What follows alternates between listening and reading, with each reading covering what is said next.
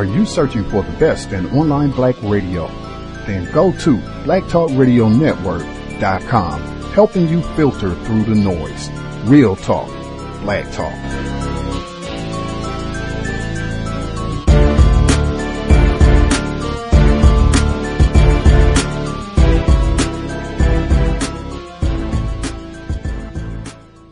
The internet is full of half-truths and all-out lies. We've all seen them, and many people on social media complaining about it. Here's your chance to show and prove. WorldAfropedia.com is a black-owned and operated encyclopedia. There are several thousand articles, but we need help. We can't uncover all the truth ourselves. So please, join us and become a writer, editor, or blogger for WorldAfropedia.com today. Every little bit counts. We owe it to the future generations to put the truth out there. Visit WorldAfropedia.com, the African-centered encyclopedia, a global database of African knowledge for the purpose of bringing about global African wisdom and understanding. WorldAfropedia.com. Nothing tastes as good as healthy feels, basically. So how does Canada rank in this report? We compared Canadian physical activity levels of our children to 48 other countries, and what we found was that this is a global issue, that all countries across the globe are struggling with getting children and youth more physically active. Kids are just too sedentary, not active enough for their healthy growth and development. And Canada overall score of physical activity was a D. How does Canada rank so low? What are the factors? There's 10 different indicators that we looked at across the 49 countries. And what we found was that Canada's actually not doing too bad when it comes to infrastructure and structured sport and physical activity programs. However, our kids are still not active enough, and they spend too much time in front of screens, and they have very low levels of physical fitness. In Canada, only 35% of kids meet the physical activity guidelines. So what we wanted to do is wanted to learn from others. So those countries across the globe that are doing well, what are they doing differently than Canada? And where can we focus our energies? And so we found two countries in particular, Slovenia and Japan, are doing fairly well with respect to physical activity in kids. But they approach it very differently. Slovenia, for instance, they focus on the school system. So every child in Slovenia has 70 minutes of physical activity every single day. In addition to that, they've implemented a national standardized fitness testing for every student, and they're experiencing over 80% of their kids meeting physical activity guidelines. Japan takes a totally different approach. They focus on active transportation to school. So the way they build and design their communities is such that schools are no more than 4 kilometers from where kids live, and so kids must take active forms of transportation to school, whether that's walking or cycling or wheeling, and they're in the top 10% of fitness levels across the globe. So what we know is that this is an issue that is experienced by all countries. Canada does well in certain areas, but we have lots to learn from other countries in other areas as well. Well, given our culture and our climate, what do you think are the things that we could be doing better? Well, certainly modern lifestyles and increases in screen time and the urbanization of our communities has really engineered physical activity out of our daily lives. And what we found is that in Canada anyway, kids are spending more and more time on screens, not only for recreational purposes, but as a mechanism and as a mode of communicating with one another. And so that's impacting their levels of physical activity. So we need to, instead of focusing on building our communities and built engineering, we need to social engineer physical activity back into our Canadian culture. We need to ensure that it's part of our social climate and that it's a priority and that we're working collectively to address it. When we look at countries like Netherlands, for instance, cycling is just part of their cultural fabric. It's not only a way of transportation, but it's a means of physical activity. In Canada, we need to look at putting physical activity back into our cultural social norms and to ensure that it's a priority, whether it's in schools, community, or in the home. So practically, how do you do that? Well, we need to keep talking about it, and we need to keep encouraging policymakers and leaders to make this a priority. Certainly, schools have a very important role to play. We need to ensure that there are policies, just like in Slovenia, where kids have physical activity on a daily basis. But we need to ensure that those policies are consistently implemented. We have a number of jurisdictions that have good policies, but they're not being enforced and they're not being implemented. We need to look at active school travel plans for school boards. We need to encourage kids. In Canada, only 20% of our kids take active forms of transportation to school, 20%. We need to increase that. In the home, as parents, we need to ensure that physical activity is valued as part of a family unit. We need to monitor and reduce the screen time of our kids. We also need to avoid becoming hyper-parenting, and this has been a trend in Canada over the years, where we're trying to protect our kids so we keep them indoors. We need to ensure that kids have the opportunity in a safe environment to go outside, explore nature, and play with their friends. And we need to stop over-structuring our kids and allowing them to have more freedom and more free play. How important is this matter? It's significant. It's a public health crisis, actually. And, if we don't address it, we'll have, a generation of couch potatoes that will have adverse effects on their physical, mental, and social and cognitive health problems. Physical activity contributes to many aspects of one's life, and so we need to ensure that our kids are getting enough every day. Thank you so much for this. Thank you. The stars at night are big and bright. Deep in the heart of Texas. The Trump administration wants to turn down the heat on America's melting pot by creating policies that would slow the rate of even legal immigration. The president believes many foreign-born people are not assimilating to American society and are expanding the underclass. But what exactly does it mean to assimilate? NPR's John Burnett looks back to the 1970s when large numbers of Vietnamese refugees settled on the Texas Gulf Coast, and he tells us how they've fared since then. On this day, 39 years ago, the Ku Klux Klan came to the fishing village of Seadrift, Texas. KPRC-TV in Houston covered the story and interviewed Louis Beam, the Texas Grand Dragon of the KKK. In Texas, the Klan is mobilizing against these Vietnamese fishermen.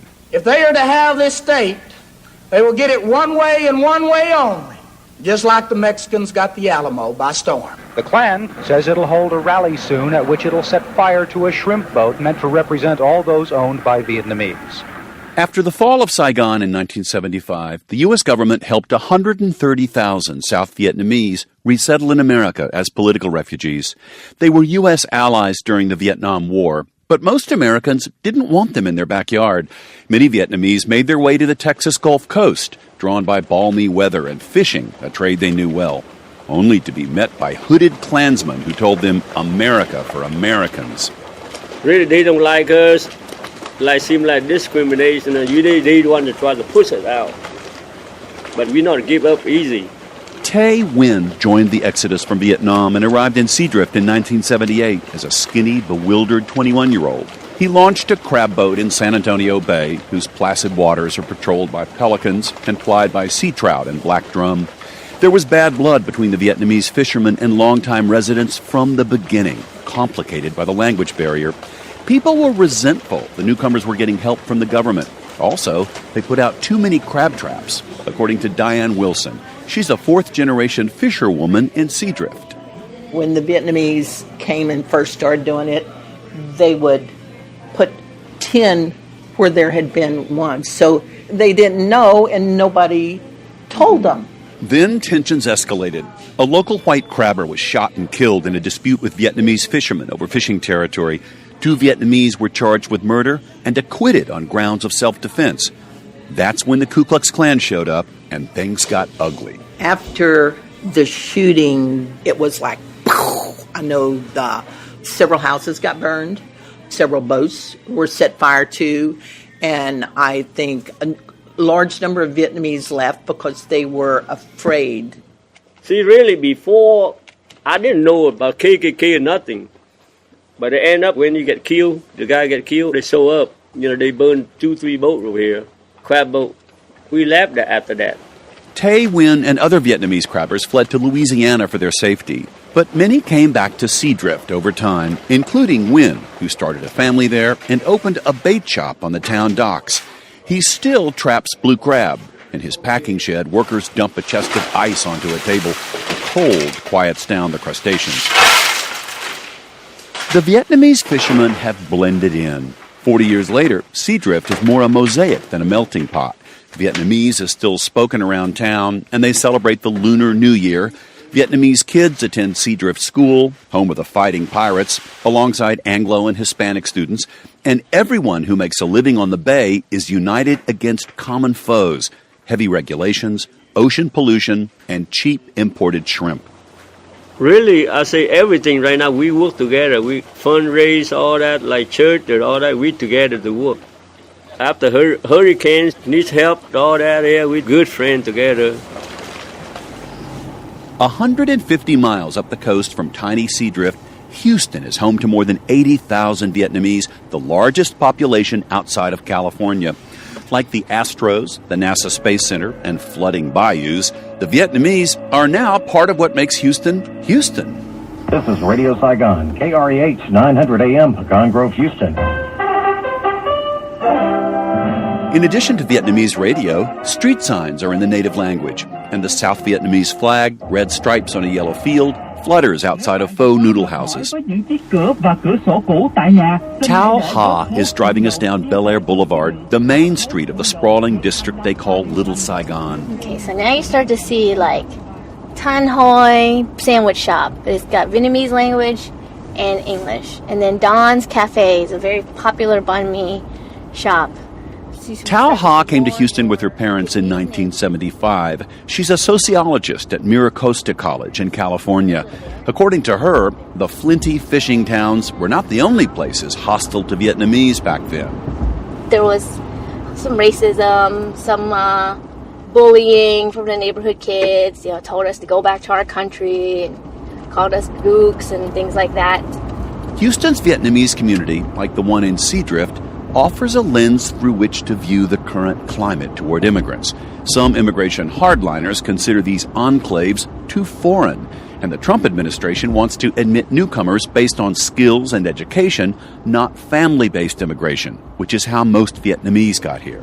When Vietnamese came in 75 and 80, there was a governmental support. There were government programs to bring us here, and that's the complete opposite now, where it's doing everything that they can to turn away immigrants, to turn away asylum seekers, to push out those who are already here. After the war ended, Vietnamese refugees carried with them a fiery anti-communism.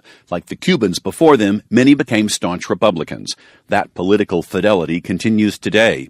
Stephen Lee, a conservative family doctor, represents Little Saigon on the Houston City Council. He supports Trump's aggressive border security. Obviously, I think all countries should have borders and making sure that there's not a lot of illegal immigration, happening. But he doesn't think the president should slow down legal immigration. In fact, Lee believes there's a way to make sure immigrants become part of the larger community.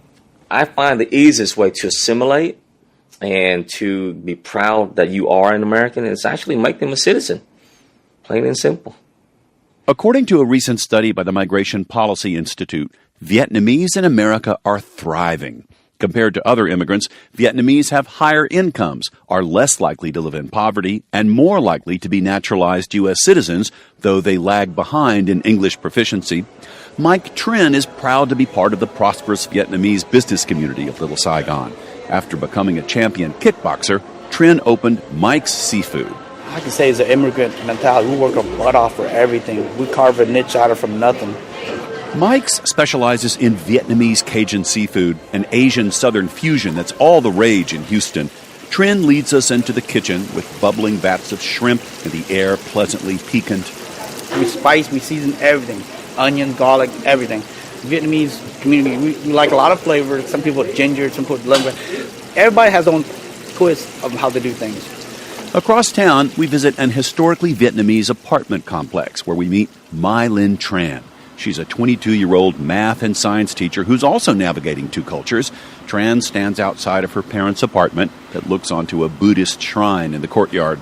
I know a lot of my friends, my American friends, they're shocked because I'm still living with my parents, but they don't understand it's a choice. And if I can, and if my boyfriend, I have an American boyfriend, it's okay with it if we get married. I want to continue to stay with my parents. And he seems okay with it. Her parents want her to retain as much of her Vietnamese identity as possible. They don't really like it that I have an American accent when I speak Vietnamese, but they don't understand the fact that I have a Vietnamese accent speaking English as well. The administration has removed the phrase, a nation of immigrants, from official terminology. Meanwhile, in Houston, city officials boast it has become the most diverse city in America, and the Vietnamese are deep in the heart of it. John Burnett, NPR News, Houston.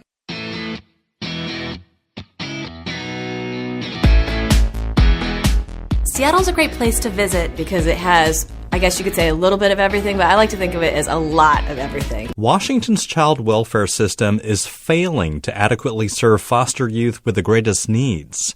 That's according to a new report out this week from the state's Family and Children Ombudsman. Olympia correspondent Austin Jenkins has details. To understand this crisis, consider the case of a 7-year-old foster child who spent more than a month in an adult psychiatric unit because there was no therapeutic foster home that would take him. After investigating, Washington's Family and Children's Ombudsman concluded the situation was clearly unreasonable and harmful to the child. While extreme, the situation reveals a gap in the system, a lack of placement options. It's also why nearly 200 hard-to-place foster youth spent more than 1,000 nights in hotel rooms between September of last year and September of this year. It's a crisis that's been building, and one the Secretary of Washington's new Department of Children, Youth, and Families says he's working to address. That includes asking the governor and lawmakers to put more money into the beleaguered child welfare system and raise reimbursement rates for therapeutic foster homes. I'm Austin Jenkins in Olympia.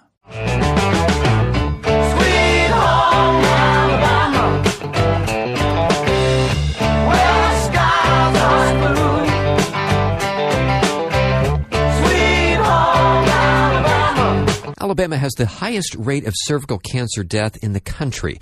Black women in the state die from the disease at nearly twice the rate of white women. That's according to a report released today by Human Rights Watch, an international nonprofit.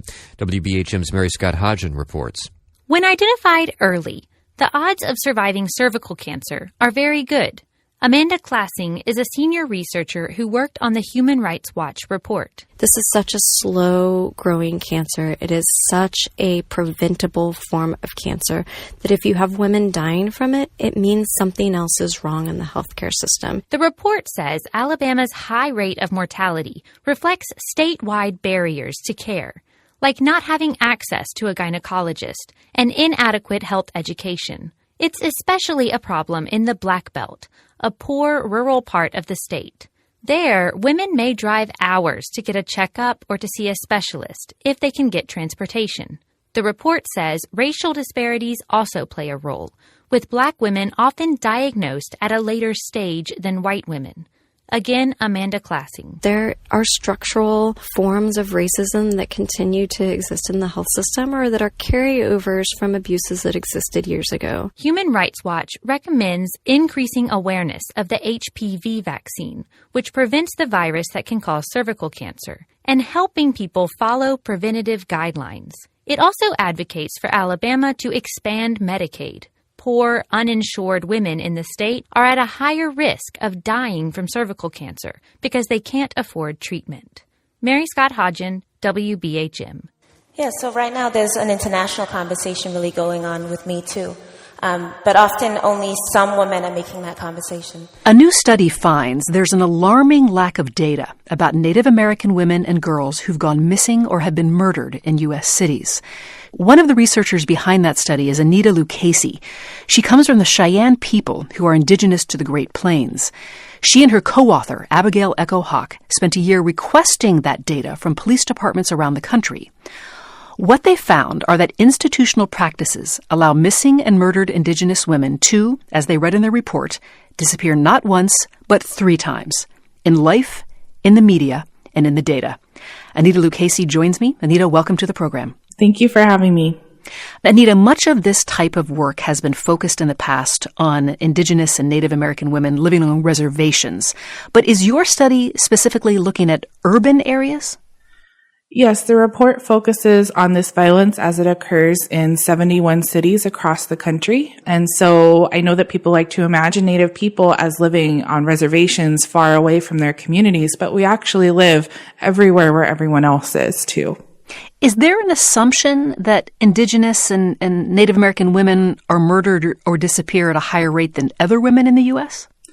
Yes, murder is the third leading cause of death of American Indian women, and rates of violence can be up to 10 times higher than the national average on reservations.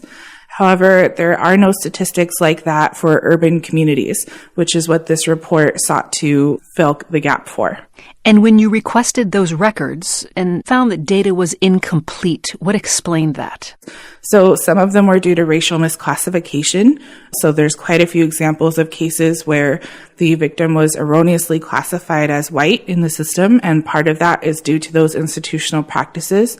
So for example, Fargo police told us that if an officer doesn't enter in victim race, the system defaults to white. And then there's also just, I think, a lack of communication between law enforcement and victims' families and communities. You know, we're able to very clearly identify who's a member of our community, and for some reason that's a question that's not being asked.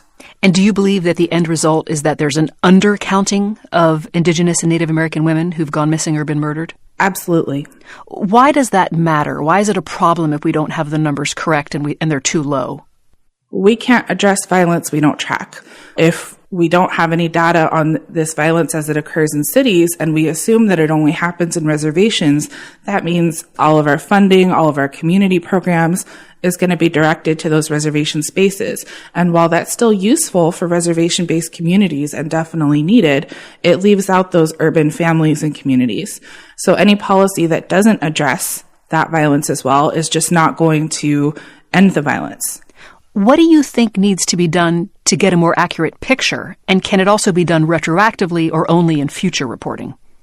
I think it definitely can be done retroactively.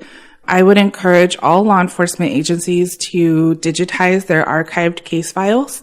I would also encourage law enforcement to revisit their protocol for defining or entering in victim race. And I think require law enforcement to learn to track not just whether someone was Native, but their actual tribal affiliation is really useful, because tribal nations should be able to advocate for their citizens when they go missing or are murdered. But the problem is they don't even know when that occurs because law enforcement aren't telling them. I've been told that this research is very personal for you, but I don't know the backstory for why you took this project on. Why did you? So my first experience of sexual assault was in the Bay Area. I also experienced sexual assault in Albuquerque, life-threatening domestic violence, and trafficking in Spokane. For me, there's been so many times when, I experienced traumatic violence, or I was almost killed, and I almost became one of the women in this list. And because the narrative was so focused on reservations and excluded urban communities, my experiences wouldn't necessarily have been counted. And that didn't sit well. That was researcher Anita Lucchese of the Urban Indian Health Institute. She joined us from member station KHSU in Northern California. Anita, thank you and best wishes with your work. Thank you. I wish I was in the land of cotton. Whose times there are not forgotten. Look away, look away, look away, Dixieland. Brian Lehrer on WNYC, and this week the last U.S. Senate race of the midterm elections was decided when Mississippi Republican incumbent Cindy Hyde-Smith hung on in a runoff to defeat Democrat Mike Espy, despite multiple instances of racial insensitivity on Hyde-Smith's part that came to light. Only one of those got much coverage outside the state. We're going to take a closer look at one of the others now for a sense of history and how it still affects the present. The one you probably know is her joke that she liked one of her supporters so much she'd be in the front row at a public hanging with him. She was numb to history at best with a joke like that, as many people have now realized, since Mississippi was the number one state for lynchings, with more than 650 counted from the Civil War through the Civil Rights era, many of them public hangings. It took Cindy Hyde-Smith days of public pressure to grudgingly say any words of apology at all. There was no ill will, no intent whatsoever. So that's the Cindy Hyde-Smith controversy you know. Another was a photo that surfaced of her from 2014 wearing a Confederate flag hat and holding a rifle at the Museum for the President of the Confederacy during the Civil War, Jefferson Davis. She said at that event, and again, this was 2014, not, 1984. She said at that event that the museum was Mississippi history at its best. Another one involved another joke, sort of, that made light of voter suppression, which of course has racial overtones as well as other overtones, when she said laws making it harder for college students to vote, quote, remind me there's a lot of liberal folks in those other schools who maybe we don't want to vote, and I think that's a great idea, unquote. And finally, it got revealed just days before the election that she had attended a so-called segregation academy set up in Mississippi and subsidized by tax dollars as a whites-only option after the courts ordered public schools to be integrated. What's more, she sent her daughter to one of the schools that was founded that way. It's those segregation academies that are the main focus of an op-ed in the Times by Cornell University's Director of American Studies, Nolaway Rooks, who is also author of the book Cutting School, Privatization, Segregation, and the End of Public Education. She was last here for a book interview, and that came out. And Dr. Rooks, thank you for coming on again for this. Welcome back to WNYC. Thank you so much for having me. So Cindy Hyde-Smith, born in 1959, attended for part of her schooling the Lawrence County Academy in Mississippi. Would you begin by describing the origins of that school? Yeah, so both that school and the school that she sent her daughter to, Brookhaven Academy, or what's known as segregation academies, these were schools that were founded in the South in the decade following Brown v. Board. I'm sure most of your listeners know Brown v. Board of Education was 1954.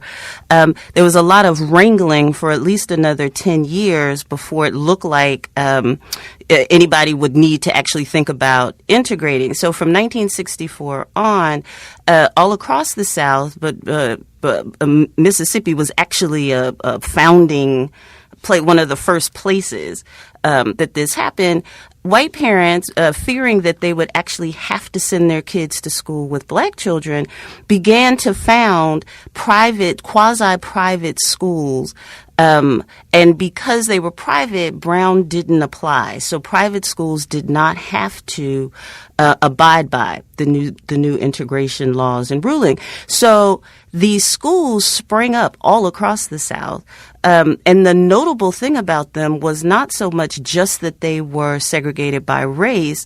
What I argue is what's notable is that because state legislatures in the 11 former slaveholding states consistently allow public tax dollars, state tax dollars, to go to white parents to offset tuition costs to send them to these private schools. The impact of it was to create underfunded, all-black public schools in those states. And if I have the timeline right from your article, Cindy Hyde-Smith, as a kid, started attending this school in 1970. Yes. And this is not 1870. This was 1970, 6 years after the Civil Rights Act was passed, 16 years after Brown versus Board of Education, as you were saying.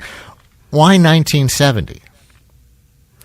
Well, that was the first year in Mississippi that the courts said, okay, we will pull all federal funding from you right now today unless you integrate those schools and stop with all of these half measures, stop with all of this fake, we are integrating. Look, we have one child in the 500 school class. That's integration for us. The federal government finally got very, very serious, and the stick that they used was money.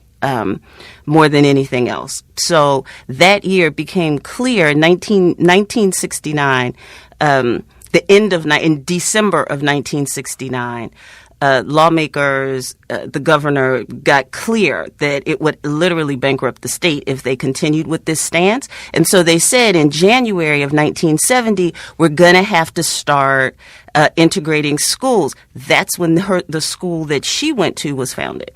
And where did the term that's been attached to these institutions in this story, which I think a lot of people in the New York area never heard before, segregation academies, come from, if you know, and how long ago? Well, the first schools started to be founded in 1964. The segregation is really just because they're for all white people. Like, they're only for white citizens. And then the academy part is that quasi, there are a lot of private schools that have academy attached to them. So it really signaled to anyone paying attention, if you saw all across the South, if you see these schools with academy at the end, one of the first questions many people will ask is, when was it founded? And is it one of these schools? There were not significant numbers of private schools in the South predating 1970 or 1964, when you really start to see this explosion taking place. Mm-hmm.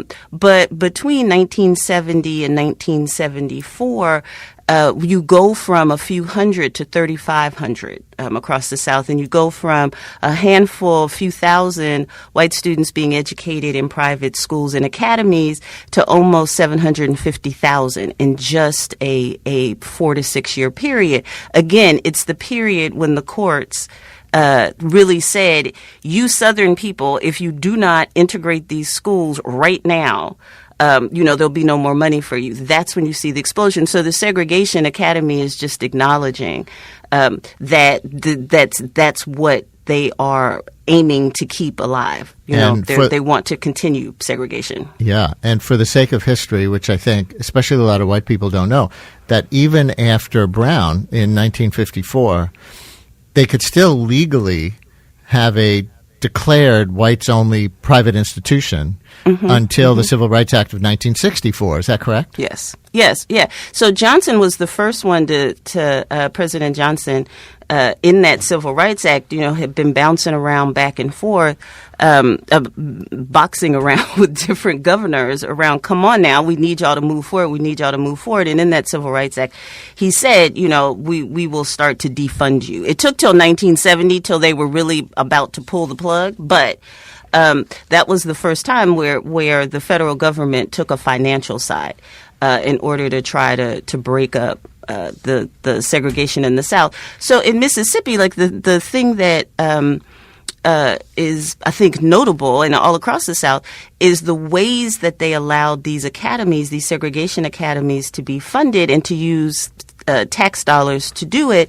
They would do things like, there were a number of different ways, but in Mississippi in particular, they had tuition grants. So each white parent only, and this is the thing, they were able to speculate, to say this is only available to white parents. White parents can have up to $240 in tuition voucher, a state tuition voucher that they can take to one of these segregation academies to offset the cost for sending them to these schools. And in Mississippi, that meant where this election just took place, that meant that white parents could pay between 50 to 90% of their child's tuition, depending on the school and the tuition that was charged.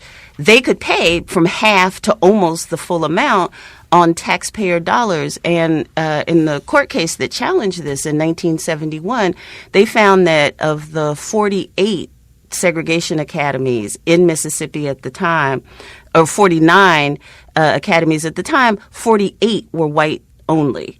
And so that literally meant that taxpayer funds that black families were also contributing to, these were not just the money of the white parents were putting in. Taxpayer funds were going to subsidize the education of white students with other white students only. If you're just joining us, we're talking about the so-called segregation academies, their history and legacies to the present that have come into larger public view as a result of the personal history of the now senator-elect, I guess she was appointed previously, now elected from the state of Mississippi, Cindy Hyde-Smith, on Tuesday. And we're talking about this with Cornell University's Director of American Studies, Nolaway Rooks, who is also author of the book Cutting School, Privatization, Segregation, and the End of Public Education. Maybe you saw her op-ed in the Times. So, Dr. Brooks, if the segregation academies as quasi-public institutions were ended by the courts in 1971, where does Cindy Hyde-Smith's daughter come in? Well, she chose... So you could no longer use these tuition tax dollars to fund the schools. However, different municipalities then came up with all kinds of different kinds of schemes. But that's let's get kind of in the weeds. Mm-hmm. However, the schools maintain, like, their history of founding wasn't unintentional. And so if people had to dig into their pockets, interestingly, they often launched campaigns and asked people in the North to send money to these schools, different through their different networks. Churches, are taking up collections to send south to allow these segregation academies to continue. So they maintain this general kind of character. So a school that Cindy Hyde-Smith's daughter attends by 2016, it's founded in 1970. It's a segregation academy. It's founded to keep white students together. In Brookhaven, Mississippi, the school that Hyde-Smith's daughter goes to in 2016 has one black child in it. 386 students, one black child, 4 Latino students out of 386 students. So they managed to maintain the character of the school. They just no longer receive the state funds to do it. So her I just find that shocking that you have a private school that is in a town that is over half black. But somehow the school only has one black child. That doesn't happen by accident. Before we let some of our listeners feel too superior hearing this story, how different is that to you from the kinds of school segregation issues we have in the North to this day, like right here in New York City, where gifted and talented programs and things like that also have the effect, at least, of publicly funding segregation?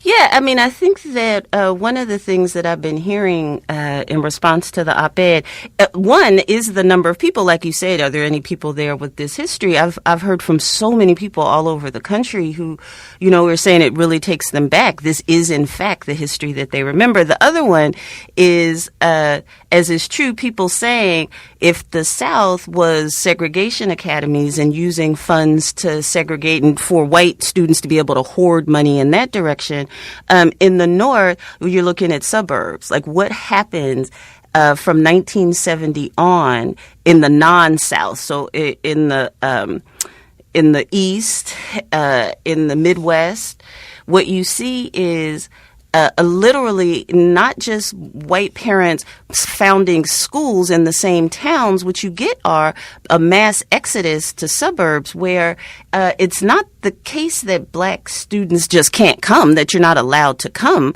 but they make it very difficult. So those funds, those taxpayer funds are also drained from urban school districts en masse starting in the late 1960s. Through 1970, and you end up with the same thing. The money followed the white students, and you have underfunded, struggling majority of color school districts left in urban areas. To an extent, that's not New York City's history. You do not have that kind of mass exodus, but New York City has a whole other history of fighting against having a desegregation plan, a citywide, district-wide desegregation plan. The city has never had one, and the marches and that period in the late 1960s in New York City shows how similar kinds of ideologies take hold and take root in the North. Well, see again. The people who classify themselves as white are not happy with their appearance. Now, they've taught us to be unhappy about our appearance. You see, but they're very unhappy about their appearance. I think there's an article in the handout about a white woman who was in Hawaii, and she said that being around the Hawaiian people and the Asian people, and she said she was tall and white and pale, she said she felt like a freak. And so then she started getting involved in genetic science. A Chinese scientist who says he's helped create the world's first gene-edited babies has revealed there is another pregnancy involving a gene-edited embryo. Professor He Jiankyu revealed on Monday that he'd altered the DNA of twin girls to prevent them from contracting HIV. Today, he addressed the Human Genome Editing Summit in Hong Kong, and he spoke about the controversy surrounding his work. Enhancing IQ or selecting hair or eye color is not what a loving couple does. That should be banned. I understand my work will be controversial, but I believe family need this technology, and I'm willing to take the criticism for them. Our China correspondent Robin Brandt was in the audience. He said Professor He did not offer evidence of his work dating back to 2014, which has yet to be independently verified. It looks like it is a world first, involving genes that had been edited by human intervention in children that have gone on to be born normal and healthy, we are told. But the big problem about Dr. He's presentation today, and look, we were surprised, like me people, that he actually turned up, was that it lacked detail and littered with ambiguity. There's been no peer review. He said, though, his work will now be published in a journal. He didn't say what journal that will be. He mentioned several experts who'd looked at his methodology along the way. He didn't say who they were. He couldn't give any details about these girls. They're called Nana and Lulu, apparently born in Shenzhen, a city in south of China not far from here. But he didn't say where they are now, who their parents are. He did make that intriguing revelation about another pregnancy, but very, very early stages. But there were some real problematic revelations that many of the experts in the audience, and I sat there, really struggled with. I mean, it turned out only 4 people apparently reviewed what's called the informed consent. That's the consent the volunteers in this trial gave. They had an hour and 10 minutes to consider whether they wanted to be part of it. All this was symptomatic of a methodology that's very, very troubling for many of the experts who were in the audience. Well, that concern is shared by many geneticists around the world. Professor Joyce Harper is director of the Centre for Human Reproduction at University College London. James Menendez asked her what she made of Professor He's claims. Unfortunately, I do think that he may well have transferred an embryo which has created these twins, that he has actually performed genome editing on. I was a bit sceptical on Monday and was hoping that it might not actually be true. But now from his speeches today at the gene editing conference, I think most of us now feel that he has actually done that, which is actually more worrying than I felt on Monday. Yes, I was going to ask you, how worried are you that he's done this, and were the necessary safeguards, if they exist, in place? I'm very worried now, and I don't think he could have done the necessary safeguards within the time frame. So within science, what we do is we do our research and we publish our work in peer-reviewed journals so that we can have the views of the rest of the scientific community. And the papers that have come out so far on genome editing, and there have been numerous, it's growing exponentially, and quite a few of those on editing the genome of the embryo, they have shown that at the moment, this technology is not imminently available for clinical use. There are many things that we have to sort out. 2 main problems, one called mosaicism, where we see that the edit hasn't actually happened in every cell of the embryo. It needs to happen in every cell to be efficient. But the more worrying is what we call off-target effects. And these are where we're trying to edit a particular part of the genome, but these are where other edits have happened off target in different places of the genome. And that's an area of intensive research at the moment. But even when those 2 hurdles get sorted, we then have to do many years of establishing that the embryos that we generate have not been damaged in other ways. So there's years of work to confirm the safety of the technique. And you can never really confirm safety of anything that we do in science and medicine, but certainly to the best of our ability at this time, there's essential work that has to be done to really convince the scientific and medical community that we have not done any long-term damage to that embryo before we even consider transferring.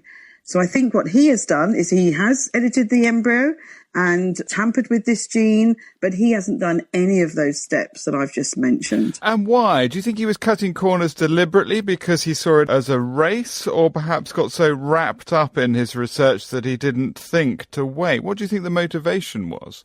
I think it might be naivety. From what I'm hearing from Hong Kong today, it seems that he's not really in touch with the scientific community. He apparently has left on sabbatical from the university he had been working at because they weren't supportive of his work. And he did say something along the lines that other colleagues didn't agree with what he was doing.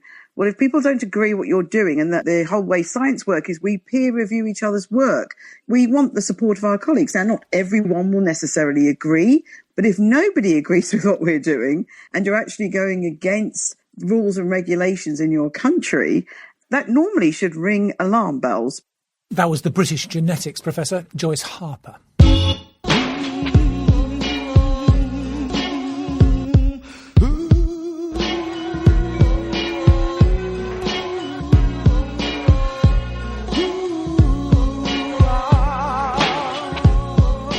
Cash rules everything around me. Queen, get the money.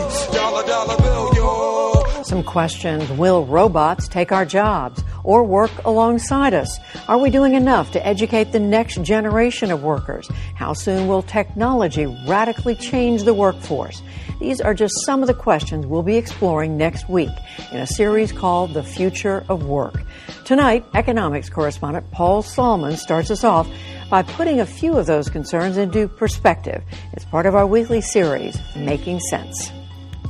First, the job scare story you've likely heard.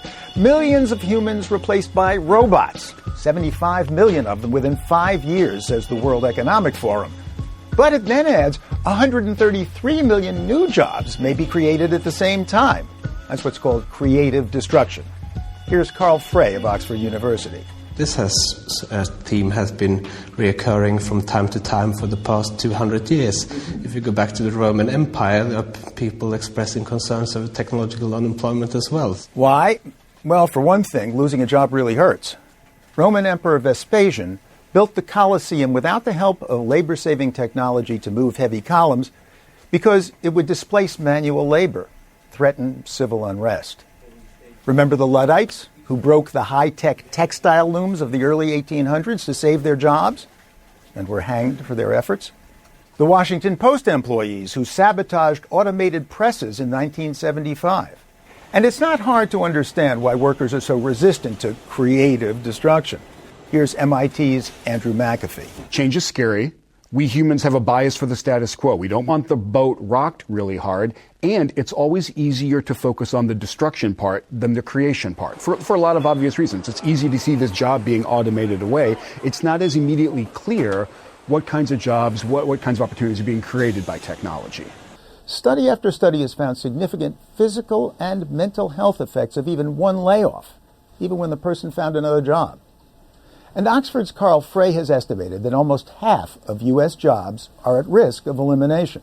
If economic history provides guidance, it suggests that we will continue to create a lot of new jobs as well.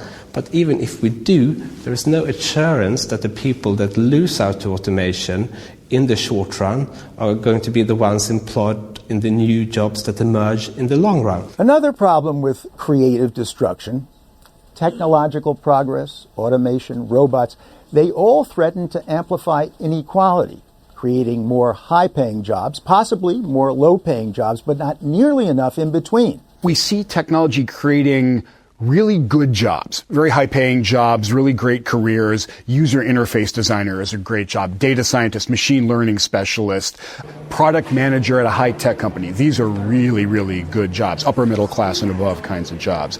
There's also a huge bulge of jobs being created down at the low end of the pay scale. And these are typically in-person jobs. They're typically service jobs. So we're not creating this big group of great middle-class jobs. There's at least one more question worth exploring about the future of work. How fast are things going to change? Are the robots and driverless trucks just around the corner, or still miles and miles down the road? Again, MIT's McAfee. Lots of technology changes are going to happen quicker than we think. And I say that for two main reasons. The first one is that all the elements, all the building blocks of really powerful technology platforms and companies, all those building blocks are improving super quickly. We got networks, processors, storage, bandwidth, and innovators and entrepreneurs are combining those building blocks in really interesting ways, and they're doing it faster and cheaper than ever before. And so these are the questions we'll explore in next week's Future of Work series. Can a small Kentucky community that once relied on jobs of the past be transformed into a hub of jobs for the future? Will technology and automation hurt minority populations the most? Are robots going to take our jobs? Or will robot helpers, cobots, wind up working alongside us? Are truck drivers toast? And if so, in what time frame? My movement. Finally, how much demand will there be for the humanities in a high-tech economy? We'll try to answer those questions next week. For now, I'm economics correspondent Paul Solman. The U.S. Supreme Court today is taking up one of the few remaining provisions in the Bill of Rights that is not yet applied to states, a ban on excessive fines. At issue here are laws that allow state and local governments to confiscate cars and cash and even homes if they are used in the commission of a crime, any crime. Here's NPR legal affairs correspondent Nina Totenberg. Tyson Timbs wants his SUV returned. They took my truck immediately. They took that the night that I was arrested, and they've had it ever since. The police seized the 2012 Land Rover when Timbs was arrested in 2013 for selling a few grams of heroin to undercover cops for $400. Timbs pleaded guilty to one drug charge and was sentenced to a year of house arrest and 5 years of probation, plus $1,200 in fines and court fees. But the state of Indiana wanted more. It wanted to keep the truck and sell it because it was used in the commission of a crime. The trial judge thought that was extreme and ruled that the state couldn't keep the truck. A court of appeals agreed that confiscating the truck was disproportionate, but the Indiana Supreme Court ruled that the Constitution's ban on excessive fines does not apply to the states. Timbs appealed to the U.S. Supreme Court, which hears arguments in his case today. Indiana is defending what is known in legalese as civil forfeiture of the truck. The idea is that since the truck was used in the commission of a crime, it is in essence an instrument of the crime, which justifies the seizure. Indiana Solicitor General Thomas Fisher argues that the Eighth Amendment's ban on excessive fines was aimed at preventing fines so large that people would end up in prison unable to pay. In contrast, he says, civil forfeiture laws are technically against property. In this case, the Land Rover. Fisher says as long as the state can show by a preponderance of the evidence that the truck was used in the commission of a crime, the state can seize it. It's just the property, and that's it. But Tyson Timbs contends that the truck is much more than just property. He bought it for $42,000 with money from a life insurance policy after his father died. By then, he'd become addicted to oxycodone, prescribed for him to alleviate pain, and he eventually graduated to heroin. He moved to Marion, Indiana, and moved in with his Aunt Wendy in hopes of kicking the habit. But he fell off the wagon leading to his arrest. Eventually, he found a free treatment clinic, got clean, and got a job as a machinist. But it's 35 miles away, so his Aunt Wendy lets him use her car. You know, I've been lucky. Most people don't have an Aunt Wendy like I have. She's on dialysis 3 days a week. And because I have to use her car to go to work so we can pay bills, she has to take the bus back and forth to dialysis. Tim's lawyer, Wesley Hoddett, will tell the Supreme Court today that the case is emblematic of the way civil forfeiture laws are used throughout the country as a mechanism to raise revenue for state and local governments. Unless there is a limit on this power, what the excessive fines clause was meant to be, you will see more policing for profit and lots of abuse. Indiana, he notes, allows prosecutors to outsource civil forfeiture cases to private lawyers for a percentage cut, a third to a fourth of the recovery. Civil forfeiture advocates defend the practice as a way to take property away from those who've used it in a crime and use the funds generated by selling the property for the public good. In any event, argues the state solicitor general, the founders never intended to prevent civil forfeitures by state governments. Removing offending property from the offensive use is something the governments have done since well before the founding. But Tim's lawyer contends that the system has been weaponized in modern times. Alluding to the seizure of Tim's truck, he adds, if that's enough to take someone's car, then it's enough to take someone's house if their grandson sells drugs on the street out in front of the house. Over the last decade, state and local governments have seized cash and property valued at $3 billion under a Justice Department program that allows state and local governments to share proceeds with federal agencies. The Justice Department imposed some limits on the practice during the Obama administration, but the Trump administration has reversed those restrictions. Nina Totenberg, NPR News, Washington. We form like Voltron. We form like Voltron. Red Dawn, war porn, rap, national porn. Pass on, transform, arm, leg, arm. Supreme head, infrared, we form like Voltron. We form like Voltron. 3 current and former Chicago police officers are set to go on trial today.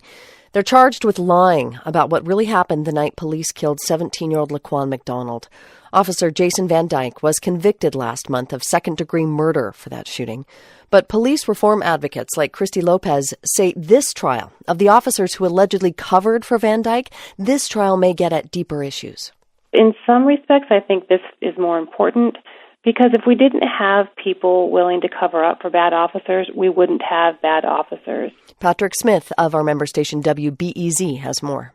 Officer Jason Van Dyke shot McDonald 16 times in October of 2014. He claimed that McDonald attacked him with a knife, and that even after he shot him to the ground, he kept trying to get up and attack him again.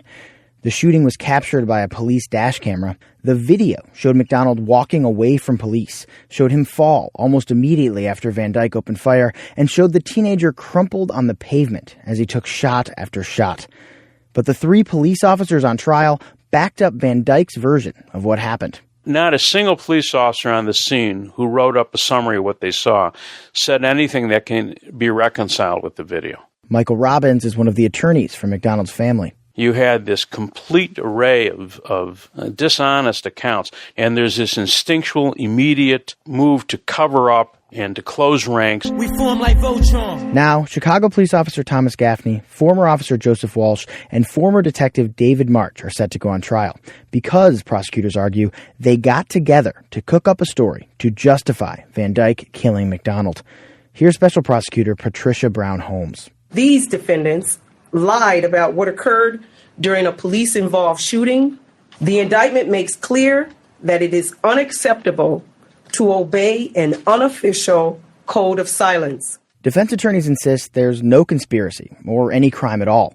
They argue that prosecutors pounced on a few routine errors in police reports, exaggerating them to satisfy an outraged public.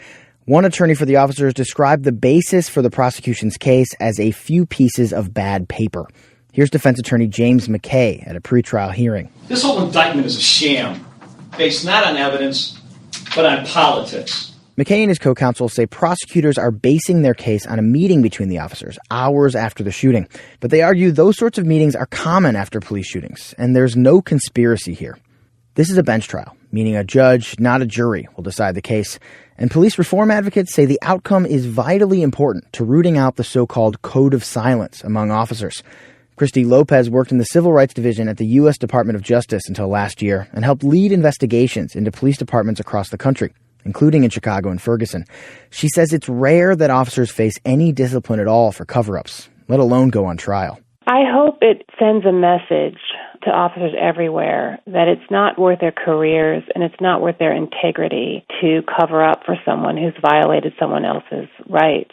Now it will be up to the judge to decide whether these 3 officers are guilty of obstruction of justice, official misconduct, and conspiracy, or if all they did was make mistakes in their paperwork. For NPR News, I'm Patrick Smith in Chicago. Let's see. It's a couple of questions, Gus. Yes, sir. Don't mind me asking you guys. What's going on with the, that policewoman who decided to break into, she found herself in that black man's apartment, and she decided to shoot him. What happened? What's going on with that? It's been almost 3 months since Botham Jean was killed at this complex. All along, Amber Geiger has maintained it was a terrible accident. Now a jury will decide if she should be punished for it. We have to stand rejoiceful. A block from the apartment where Botham Jean was killed, tonight's celebration over the indictment of his accused killer. We celebrate at the same time knowing that the work is not done.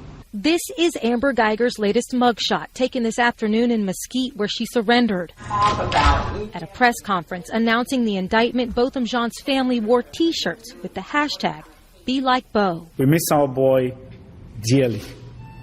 He didn't deserve that.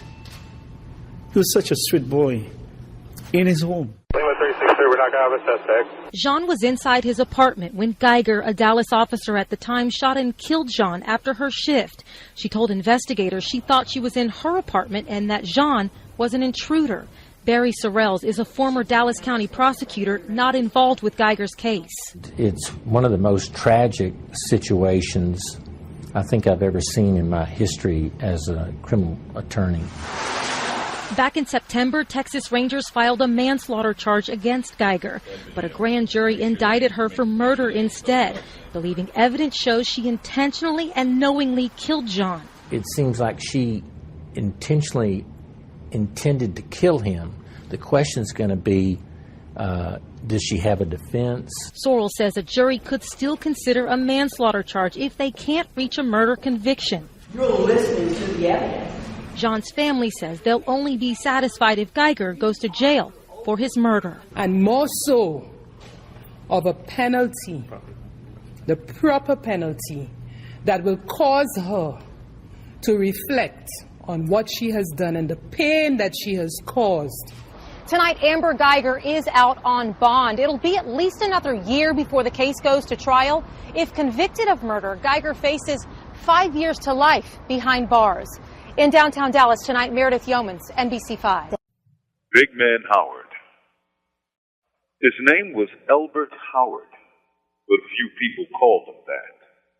To his friends and comrades in the Black Panther Party, he was Big Man because he really was a big man, built like a football player.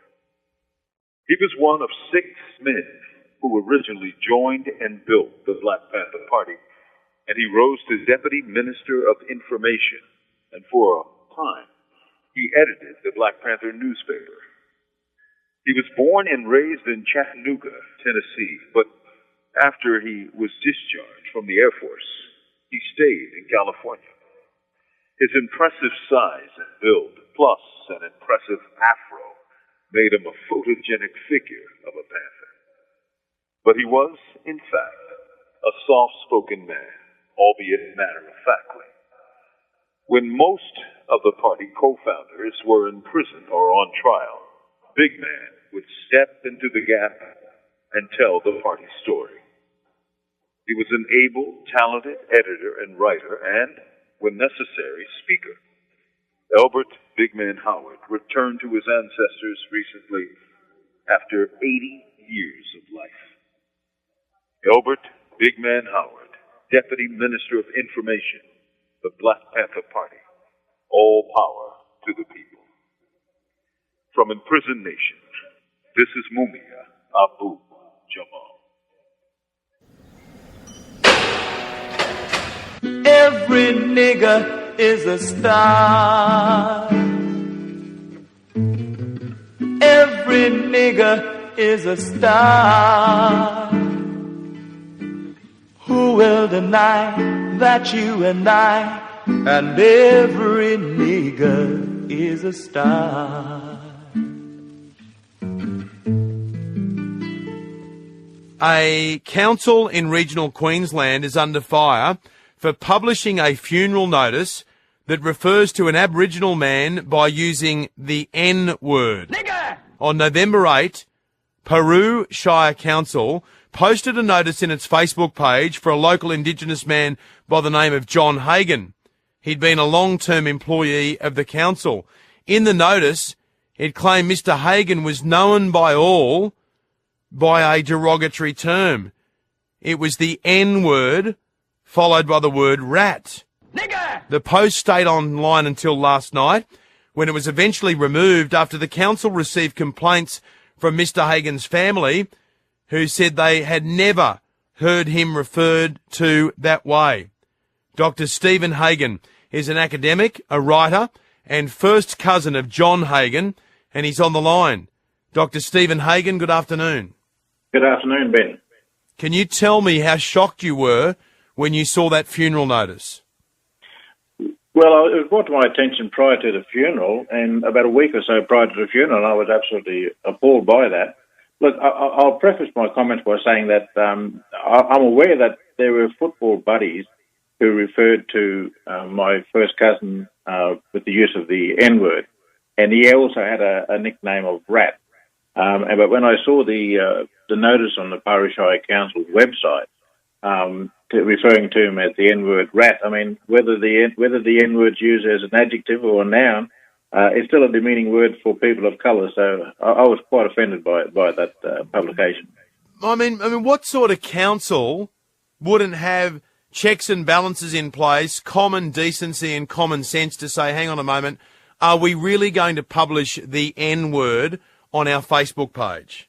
Well, you would think that as a company, an organisation that gets its funding from the taxpayers, that there would be some checks and balances, and clearly in this case it wasn't. I mean, I think the very point to be made here, Ben, is that Australia is very casual with racism. I think people seem to think that it's okay that they're still living in a white Australia where, what other people's feelings doesn't really matter, and certainly they're not thinking about the feelings of people of colour when they made this insensitive racist reference to my first cousin in a Facebook post.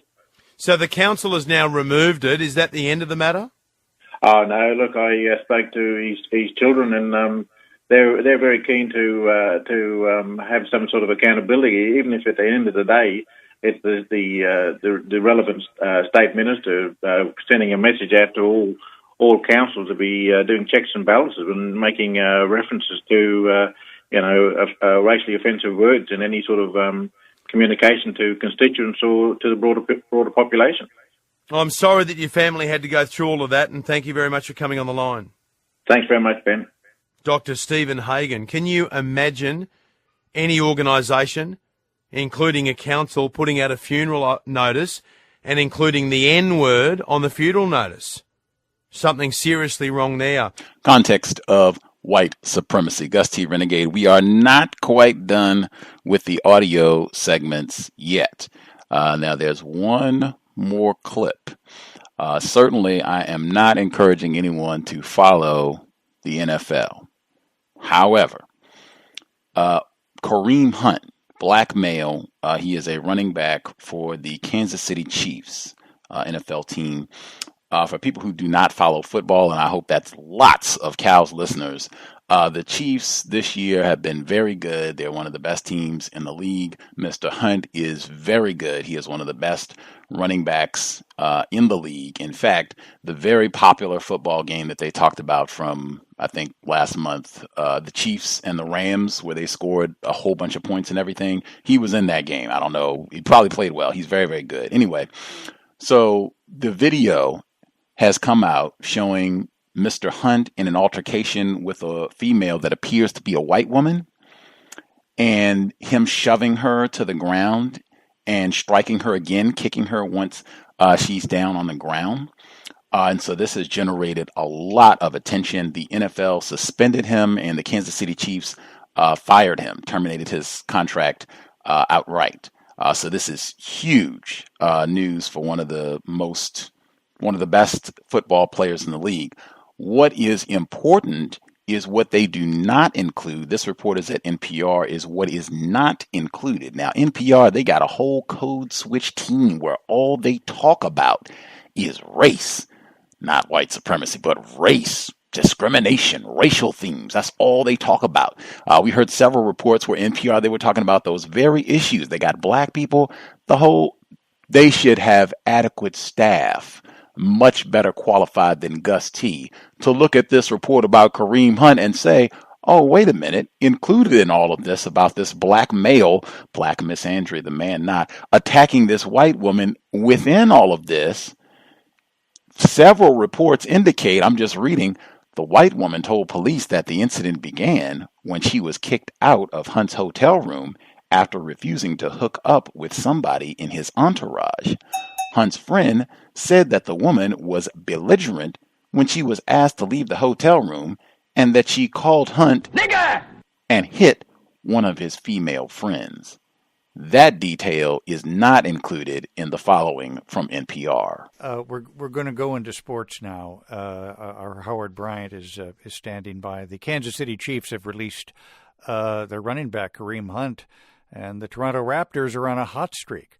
How long has it been have we heard that, if ever? Howard Bryant of ESPN.com and ESPN the magazine joins us. Howard, thanks so much for being with us. Good morning, Scott. Kansas City released Kareem Hunt after a video that shows him knocking down a woman and kicking her was made public. NFL in February.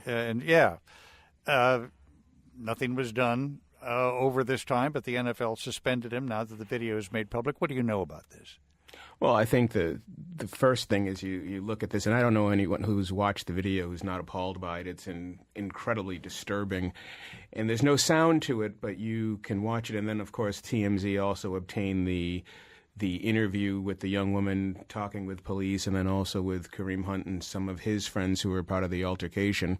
And you watch this, and it's just very disturbing in so many different ways. I think one of the things that bothers me most about it is, having covered sports for all these years, it's very unspoken in the business, and I think you have to reconcile this relationship between these young men with all of this fame and all of this wealth and entitlement, and the women who are in these different places, and the relationships between those two, the expectations, and when those expectations aren't met, whatever they are, they can become violent. And you're looking at this, and when I watched that video, I was like, you can just count. Anyone who's been in the business knows that at some point this celebrity culture has to change, and the relationship between these young men and the women and what happens out there is just.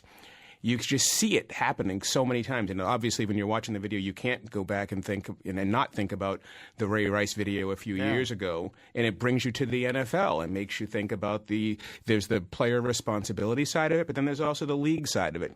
The NFL didn't want to know what was taking place here. They had this information. They trusted the player, and the player told them something that they believed not to be true. They have a security team. They have enormous resources. Yet they weren't able to obtain this video, but TMZ was. I don't think that the NFL really does take any of this seriously. They are as untouchable, or they act as untouchable as the players believe they are. And then things like this happen. And at the same time, the Washington football team, whose name I will not utter, has claimed the rights to Reuben Foster just days after he was released by the San Francisco 49ers following an arrest for domestic violence. Three of them, actually, Scott, and I think that's the other point. So you have these two bookends, and it speaks to a pattern of behavior for the league. The Washington, not only did they claim Reuben Foster, but on top of that, the people who made the decision, Bruce Allen, hasn't even really been public on it. They've stuck Doug Williams out there, VP of Personnel, to pretty much take the fall for this ridiculous signing. And once again, you think about what message this sends, and when it sends this message, it goes back to the very same thing. They don't care. They're a $12, $13 billion industry. They have no interest in any of this because there's no sanction. When the business is affected, then maybe they'll care, but you cannot look at the NFL to be a moral compass on this. Context of White Supremacy. Gus T Renegade in for another broadcast, hopefully to share constructive information on the system of white supremacy. Today's date, Saturday, December 1, 2018. So I have been told this is our weekly compensatory call-in. Dial in if you have thoughts, questions, counter-racist suggestions, or any other items that you would like to offer, the number 641-715-3640, the code 564943 pound. Press star 61 if you would like to participate. Number again, 641-715-3640. The code 564943 pound. Press star 61 if you would like to participate. Few things before we get started. Hopefully folks can bear with me, be patient. It's been rough 24 hours, rough year all the way around. We lost Scandal. Shonda Rhimes hit all those years. No more Scandal. We lost John McCain, the great. Different world. We would have maybe never had that Obama in the first place. And then the double whammy of them all. GHW, George Herbert Walker Bush, no longer with us, 94 years old, former head of the CIA, former president, former vice president. I mean, what to say? What to say? GHW. In fact, the only thing that I have been motivated to say, even though I do think there are many things that could be said about his tenure and his efforts, what I think could be, one could easily and logically conclude his efforts at maintaining, refining, expanding the system of white supremacy.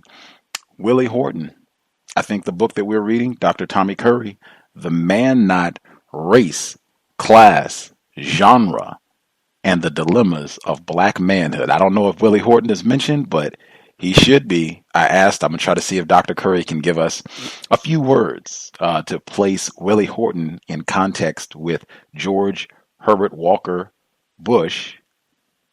Willie Horton, the man not, put all that in context. We talked about Mr. Horton on the program before. I remember Nixon's piano, Dr. Kenneth O'Reilly, multiple time guest on the program. We talked about Willie Horton. In fact, Mr. Bush may never have been president were it not for Black Miss Andry, the myth of the black rapist, and Willie Horton. I posted his Willie Horton political commercial on Twitter so that you can see it. Maybe people have not seen it, but it's infamous. It's something that's talked about in a lot of political classes if they do a little bit on presentation on racism. Infamous. Donald Trump gave a similar version, many people said, with all the talk about raping migrants coming into this area, and we gotta, watch out for the white women. But George Herbert Walker Bush, no longer with us.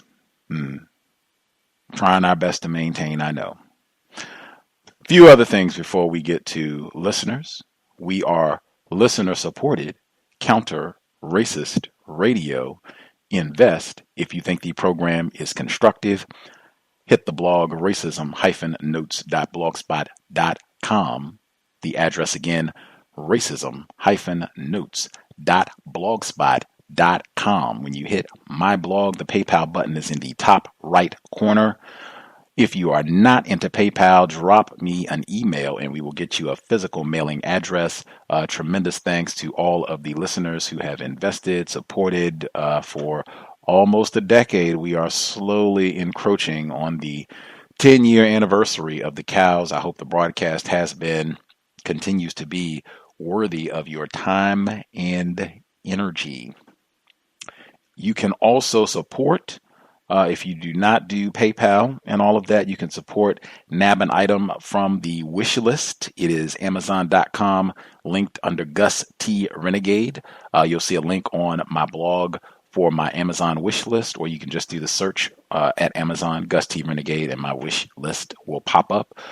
Tremendous thanks, appreciation to all of the investors who have grabbed items from my wish list over the past decade. Again, I hope the program has provided accurate information about what it means to be white, what white supremacy racism is, and how it works. Other things to share. The C.O.W.S has been under extraordinary attack for the entire time. I mean, from broadcast number 1, we have been under attack. You cannot be lazy and listen to the C.O.W.S, and what I mean when I say that, we literally suspected racists have terminated our broadcast while we were live on air. That has happened. We've been kicked off the air more times than not. So you can't just take it for granted like, oh yeah, it'll be, on iTunes or wherever you listen. It'll be available for me to check out at the channel. Anything. They could take the content down, delete it, really make an effort to be active if you think the content is constructive, worthy of your time and energy, to make sure, because things do happen in the system of racism, white supremacy, and you should expect that. Racists, they generally are very disruptive to non-white people who make some effort, even if, they're super confused, and I am, they still make an effort to be disruptive.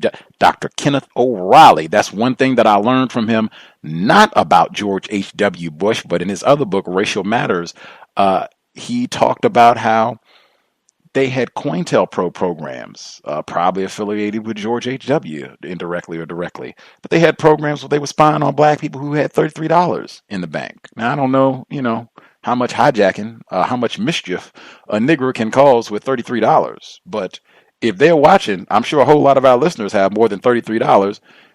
That's all you need to know about racism, white supremacy, and the dedication to maintaining domination over everyone classified as not white. So do not be lazy in listening to the C.O.W.S, and just the nature of the attack, the disruption with the iTunes feed that's been pervasive for over a year, intermittent, where I've not been able to update the iTunes feed. We are available at SoundCloud, Black Talk Radio Network, YouTube, courtesy of Mr. Fox, and Google Play, among other outlets where you can access the C.O.W.S archives. They are current.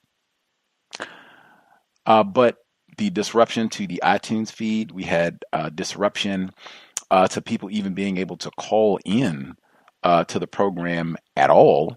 And one of our listeners in Canada, B, she has dialed in regularly. She wrote in, she said she tried to call in for workplace racism, which was yesterday, and she tried to call in last week for the compensatory call-in, and she was blocked. She said, I tried to do a workaround and applied a service to my monthly account for $5 so that I could make unlimited calls. Even though I've been able to call in the past, the same number brings up a voice prompt indicating that the number for the call-in show is non-existent. I literally tried 8 times. I wanted to forward information to you in case there are other non-white Black Canadians attempting to call in and cannot get through for a successful connection. Now, I don't know. I've heard this from other people who are not necessarily in Canada, but consistent, and for years, people that are in the States and other parts where they dialed in and then something bizarre happened where they were not able to dial in. Just lots of different ways of causing disruptions. You can drop me an email, untiljustice@gmail.com. If you are having problems, I do try to give different alternatives like the vote line and all that, where you can dial in live or you can call in and still participate if you want to share commentary. But this is the system of racism, white supremacy. And I've said this for almost 10 years. If we were on here and it was, we're going to talk about who's the coon of the month. Oh, it's almost the end of 2018. So who's the coon of the year? If we were going to be on and talk about that and call black people names, Sambo this, coon that, I don't think we would have all of these disruptions. I think you would be able to easily call in Canada, Singapore, anywhere in the world, and we could coon it up for 3 hours with no problem.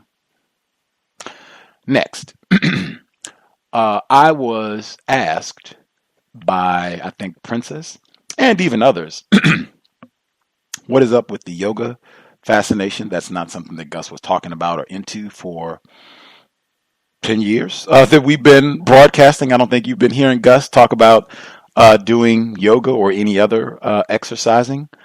However, that has been my 2018. I think I could probably truthfully, I think I could probably on two hands count all of the days this year that I have not done yoga. And I think that would be a truthful statement. I think I could probably on two hands count the number of days that I did not practice at all. That being said, the reason that it has been so helpful and that I've enjoyed, there are many, many reasons. It would take a long time, more time than I could share here. If I could share a few, the sound clip that I played, nothing tastes as good as being healthy feels. Whew. Great quote. I concur to the highest, and the system of white supremacy is so debilitating to the health of black people specifically, and in so many ways, keeping healthy food from us. You heard some of that in the reports, but in so many ways. And so I think I've talked about the weight loss alone. I think anybody, if you are morbid obese, when they say you are 40 pounds or more over your, what is a healthy body weight, I certainly would have qualified. So to lose 40 pounds, I think you would feel better. And just getting regular exercise, yoga does so much for your whole body. It's absolutely wonderful. It's a great way to de-stress. I mean, there's so many benefits. And I originally was just doing the teacher training so that I could improve my personal practice and then not have to go to the studio with the suspected racists to practice. I could practice on my own competently. But getting the training, and we had Satya X on the program. In fact, I can even share, this is how much I have learned. Satya X, black female, she was on the program live from Costa Rica earlier this year. Loved the broadcast. She too is a yogi. She has the retreat in Costa Rica for black women to come down, do yoga, and eat healthy vegan food. She talked all about it, racism, white supremacy, back in March of this year. Now, I had only been practicing yoga for about 2.5 months at that time when she was on the program. And I've been keeping in touch with her. I emailed her about a week ago and was like, wow, it seems like eons since we last spoke. But, I've got my 200-hour teacher training certified and got my 85-hour prenatal certification and, looking to teach some prenatal yoga to black moms. Supposed to be meeting my prenatal teacher this week to see about setting that up. And she wrote me back, I think within the same day. This is what she said. Just got back home to Costa Rica. I was in the South with my family. Whoopee. Congratulations. Congrats on the yoga teacher training. You have to use that certification to spread yoga and veganism to black people. It's vital. I'd love to help you giving yoga to black moms. And I've had quite a few folks who have contacted and said that they, anything that they could do to help out, let me know. Some of them live here, some of them don't. But these are a few of the reasons why. And even a totally different black female that I did teacher training with was saying you should teach yoga to black people, because I have talked to tons of black people who said they would be down to try yoga, but they are not excited about going to practice with a room full of race soldiers. I totally understand.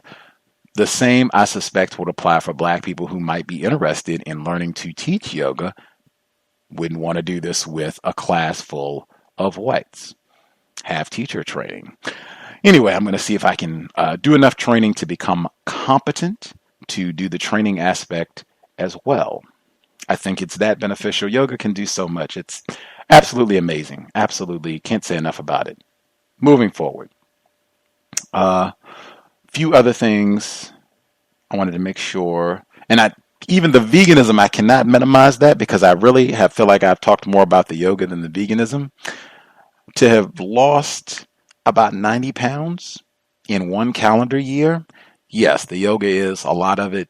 Being vegan is also a huge component of that as well. I'm thinking, what did I have to eat today? I had an Arkansas black apple, among other things, bananas and all that. I had tortilla chips too, but I had an organic Arkansas black apple.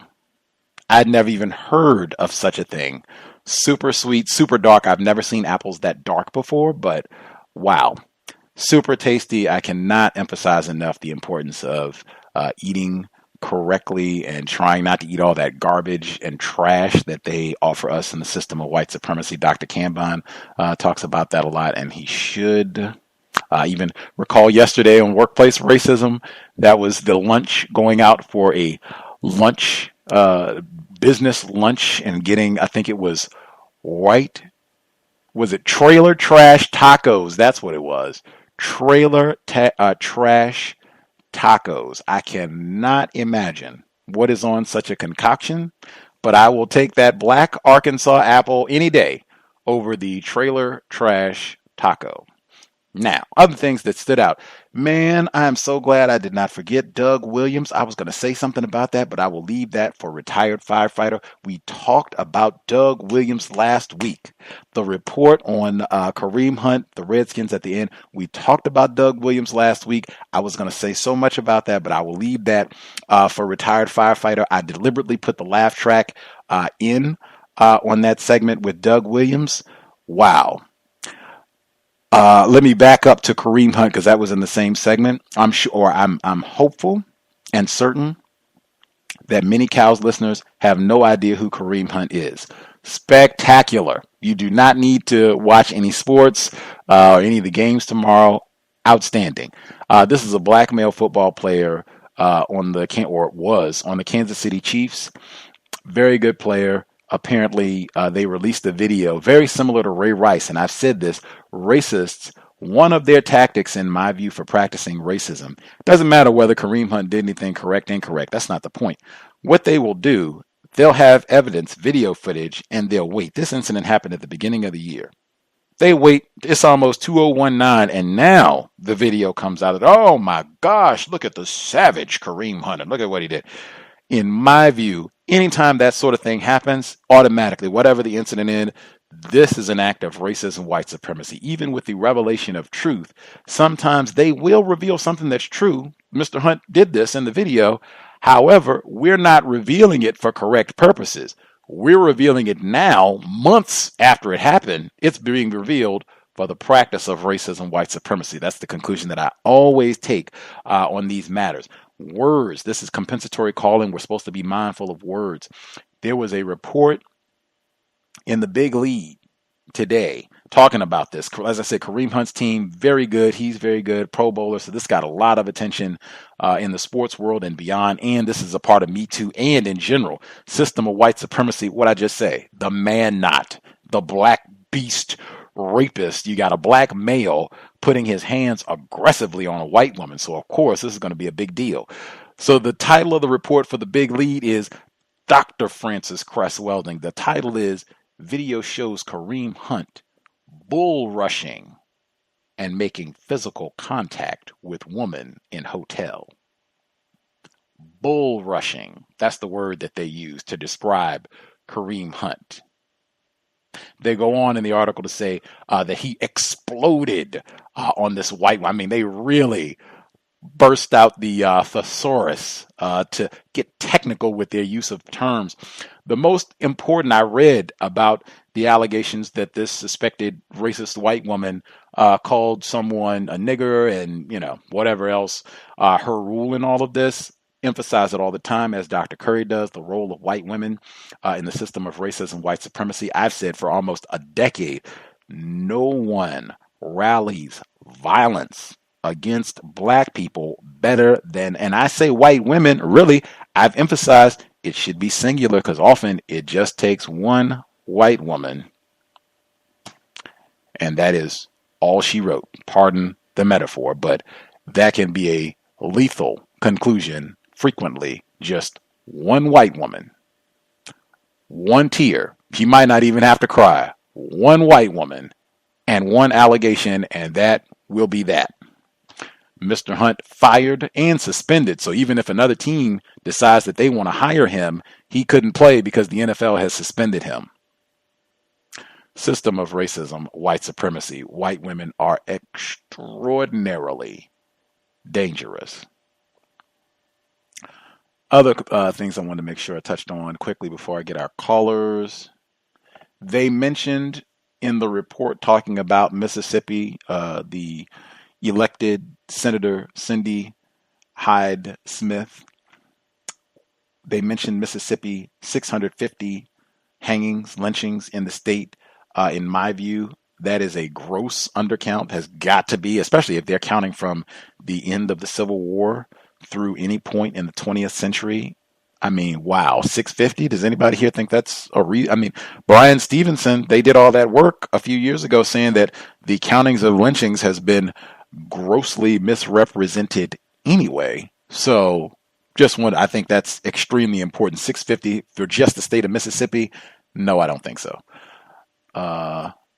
In the same segment, going back for a second to Doug Williams, I'm not saying anything about, I'll leave that for retired firefighter, but in the segment about Doug Williams, the announcer for NPR had the audacity to say that team in Washington whose name I will not utter. Are you serious? The tackiness of it all.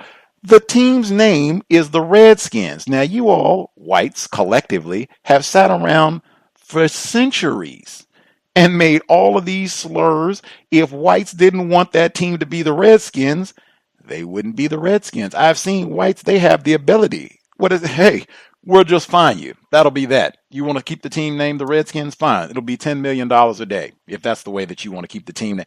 They could do it. I've seen what happened to Donald Sterling. They didn't want him to own the team anymore. He's out of the league. If they wanted that name to be changed, it wouldn't be that. Don't give me that. I don't even know what that is. Shame?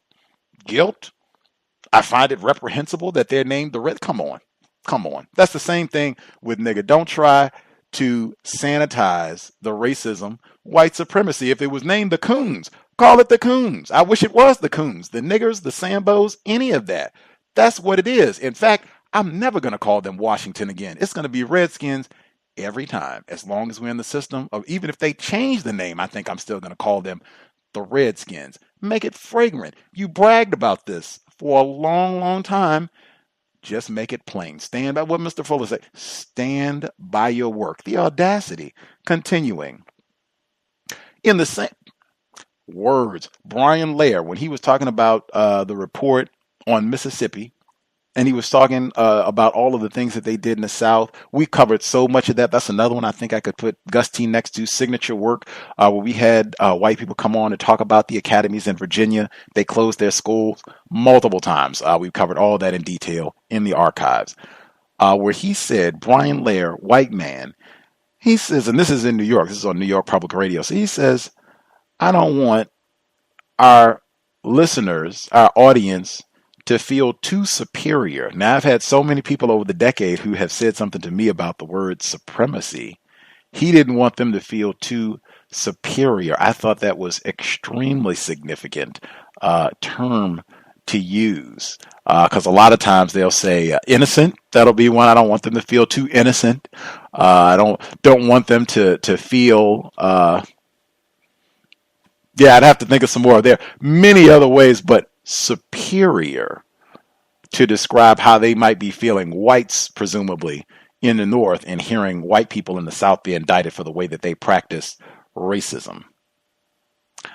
And last one, I will share the segment where they were talking about how the computer programs were being used to make all these new jobs, and are we going to have robots taking jobs, and how is this going to look 20, 30, 50 years later?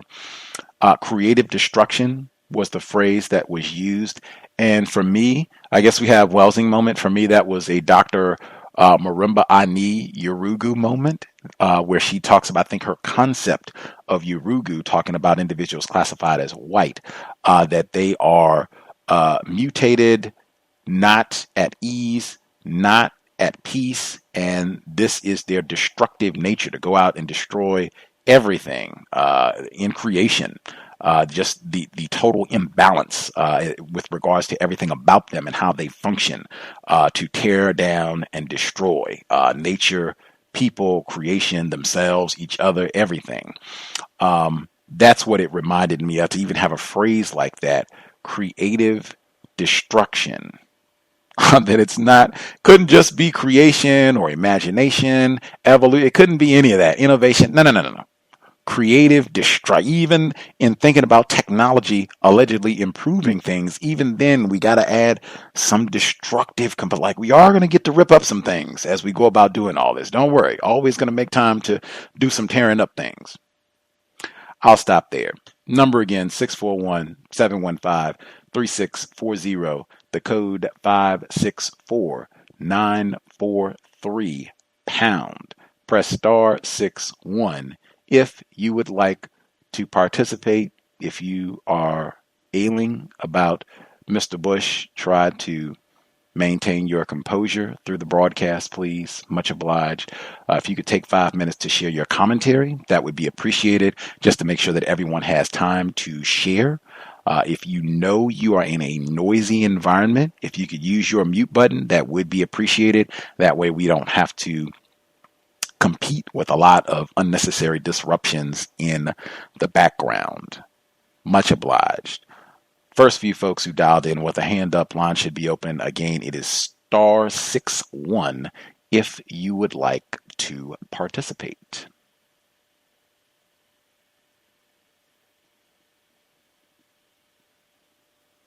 May I be heard?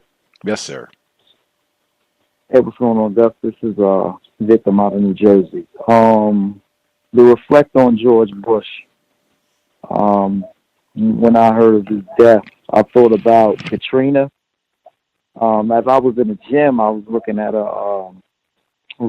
some of the news coverage on his death, and they brought up that him and Bill Clinton collabed on Hurricane Katrina relief. You know, I just kind of chuckled because I just remembered that wife of his who was in Texas and the victims of Hurricane Katrina. She says that, you know, I'm not sure if they were in tents or they were placed in a stadium, but to paraphrase, hey, they living better than they lived before. And I remember Katrina like it was yesterday. I was more confused then, but I've always been somebody who was never in denial about racism. I just really didn't have the words to articulate it. But I remember looking at TV and watching those victims that was referred to as refugees on top of homes, and I remember news accounts of accusations of babies being raped, and you know, I was just in tears. And the funny thing is, and I'm gonna get back to George Bush, these were liberal commentators. I remember Rachel Maddow, somebody who, a woman, an anchor that most victims that's more confused would consider as an ally, was reporting on feverish black men raping babies. Never came on TV, never apologized. So George Bush, the Rodney King riots. He was the president under the Rodney King riots. So I'm no fan of the Bush family. Real interesting. The football player who is accused of attacking a white female in a hotel. That happened in February of this year. The news is just coming out now. Why is that? I don't. This happened almost a year ago. Less than, so why is this coming out now? I really have no opinions on it. I looked at the video, and no opinion. I got to gather my thoughts on that. That's all I have right now. If anything else, I want to add, I just add it to it, man. Barbara Bush the comments at Hurricane Katrina, and I believe they were in the football stadium of some sort in the Houston area, where she made those comments that this was as good as they've ever had it. I mean, hey, what's to complain about? They got cots and warm place. Never mind. Just thinking of Earl Butts. Never mind. Other folks that we've not heard from at all. Can you hear me? Yes, sir. This is Jay in St. Louis. Took some notes. I wanted to say right off the bat, though, to add to the irony of the NPR broadcast about the football player and, them acting all dignified about not saying Redskins. Here they are talking about an NFL player that plays for a team called the Chiefs. The Chiefs play in a stadium called Arrowhead. Here we are on stolen Native American land, being dignified about not calling people Redskins. How Christian of them. But I took some notes in reference to the South Vietnamese immigrants. I think that's a case of honorary whiteness happening, or people being what was it? Meritorious manumission, being commissioned into white to be white. This happened in, if we recall South African apartheid, this happened with Japanese and Chinese immigrants there as well. As Neely Fuller reminds us, and Walter Rodney has reminded us, it is white people who determine who is white and who is not. And at different times, people who we would consider to be non-white, they will allow them to perform and occupy a certain social category. So I think that's what's happening with the North Vietnamese or the South Vietnamese immigrants being allowed to flourish in Houston. With the high cervical cancer rates for black women, I think the disease for black people, specifically in Alabama, I think it's no accident that the infrastructure of Alabama is 49th in the country. Only worse, the only place is worse is Mississippi, and I think that really aggravates some of the disease black people experience in that area. In regard to the Native American women who are experiencing that kind of trauma and going missing, I think it really speaks to the uselessness of white education, specifically within the social sciences, that Native American women, Native people of this continent can't even have their tribal affiliations properly identified, even after death, to even tally up what they experience. The tuition grants. I also want to speak about that in Mississippi, regarding to the school that Cindy Hyde-Smith attended. I think that's just another example of the ways that white people have abused so-called public funds and the uselessness of any kind of democratic project with racists.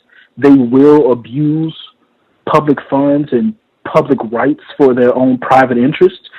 We've also seen that take place with Medicare. It was a story published in the New York Times earlier this year about how even states who expand Medicare, which was a prescription given to two listeners from the person interviewed about Alabama's cervical cancer rates. They talked about expanding Medicare. Well, even when that happens, it's expanded in such a way that disproportionately allows whites to take advantage of those resources. Michigan was the state that took place in earlier this year. In regards to the gene editing story, I'm very suspicious of that story. White science, I noticed how the white woman came in at the end to kind of like represent an authoritative scientific voice. But I'm suspicious of white science in general. It's always been rife with dishonesty and falsities. But on the other hand, if they, that's a metaphor. If they happen to pull that off, or happen to successfully gene edit human beings, I doubt that they've just begun that project. We know they like to safeguard information, so if they happen to complete that procedure, I think this is not the first time it's been done.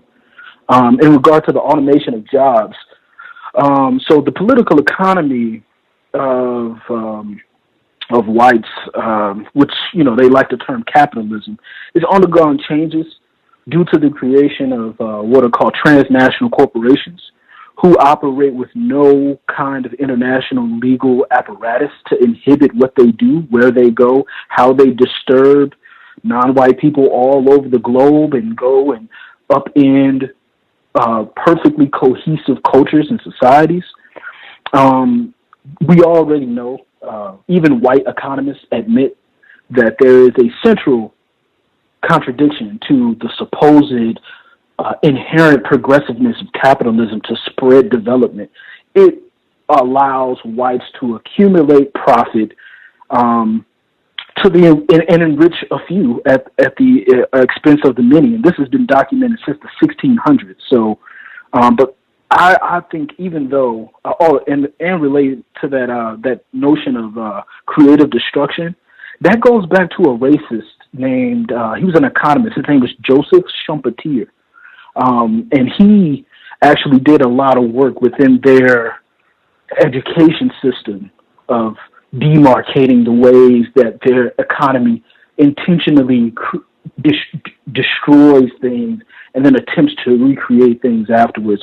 I think somehow, some way, I think they will have jobs for their lower class whites, regardless of the automation. I think racists, they always stay engaged. So, and then moving on to the civil forfeiture legislation.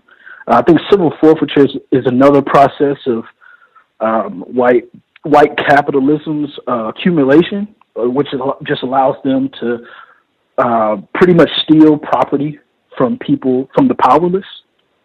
I also took notes for the Laquan McDonald story. What perplexes me about police departments and just the criminal injustice system in general is how it has managed to retain any source of legitimacy. This has happened in St. Louis this week as well. 4 officers were federally indicted for lying under oath about attacking protesters after another police officer was acquitted through the same mechanism, a so-called bench trial. And then lastly, the Australian story. Australia is a white supremacist state like any other one. White teenage Australians were given great press this week protesting environmental injustice, and here they are using the N-word, disparaging Aborigines. So that's all I want to say.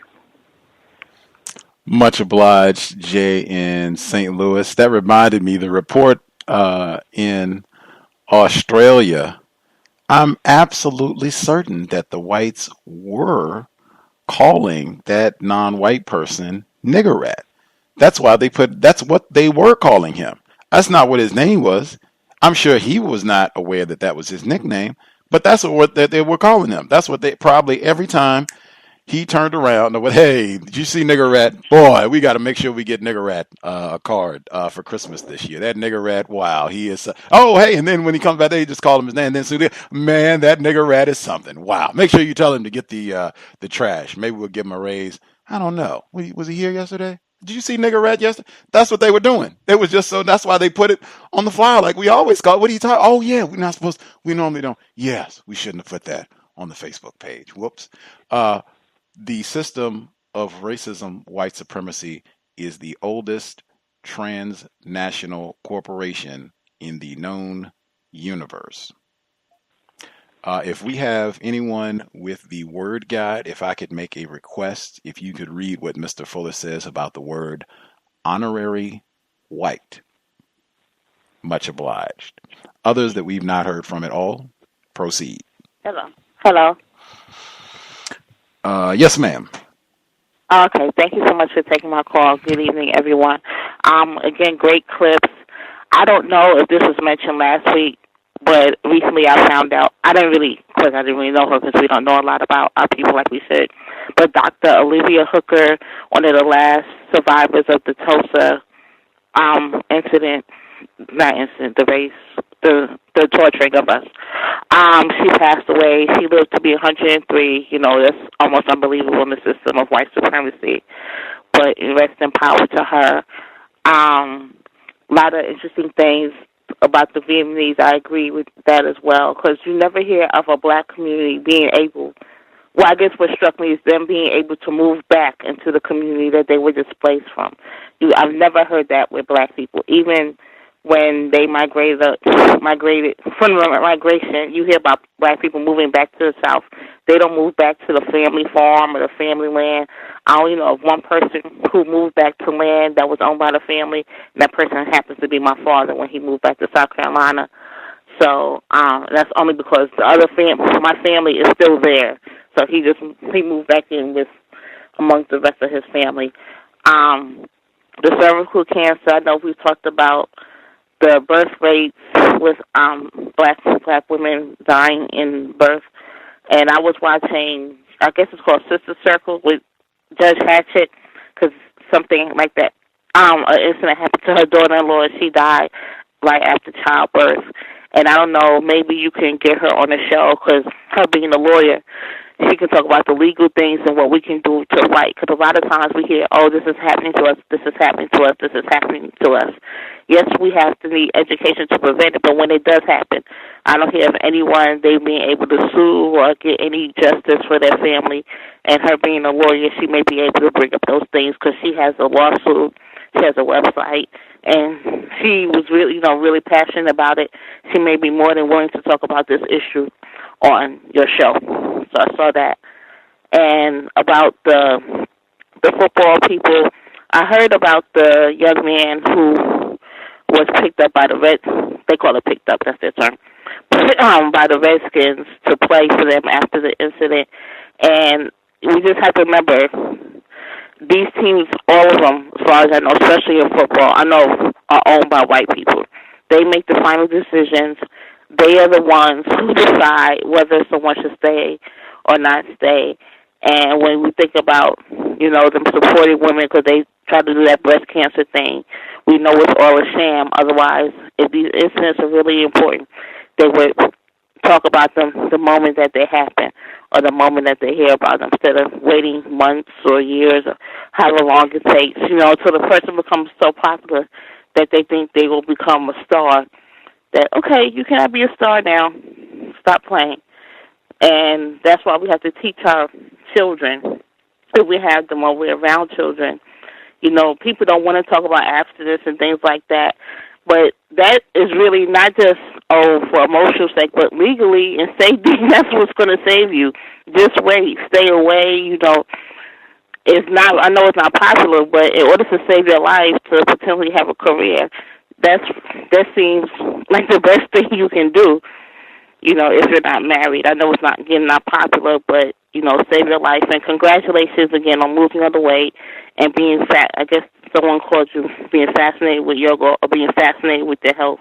We should all be so fascinated and be as healthy as we should possibly be. Thank you. Amen. Amen. Taking care of ourselves, or as best we can under current conditions. What was the name of the female that you suggested? Oh, Judge Hatchett, Glenda Hatchett. She's a semi-popular judge. She had a TV show, Judge Glenda Hatchett. Gotcha. Other people may have heard of her. Thank you. Definitely support having a sex code, all of us, regardless if Mr. Hunt made millions. So, all of us have a sex code. Others that we've not heard from at all, if you have a hand up, line should be open. Proceed.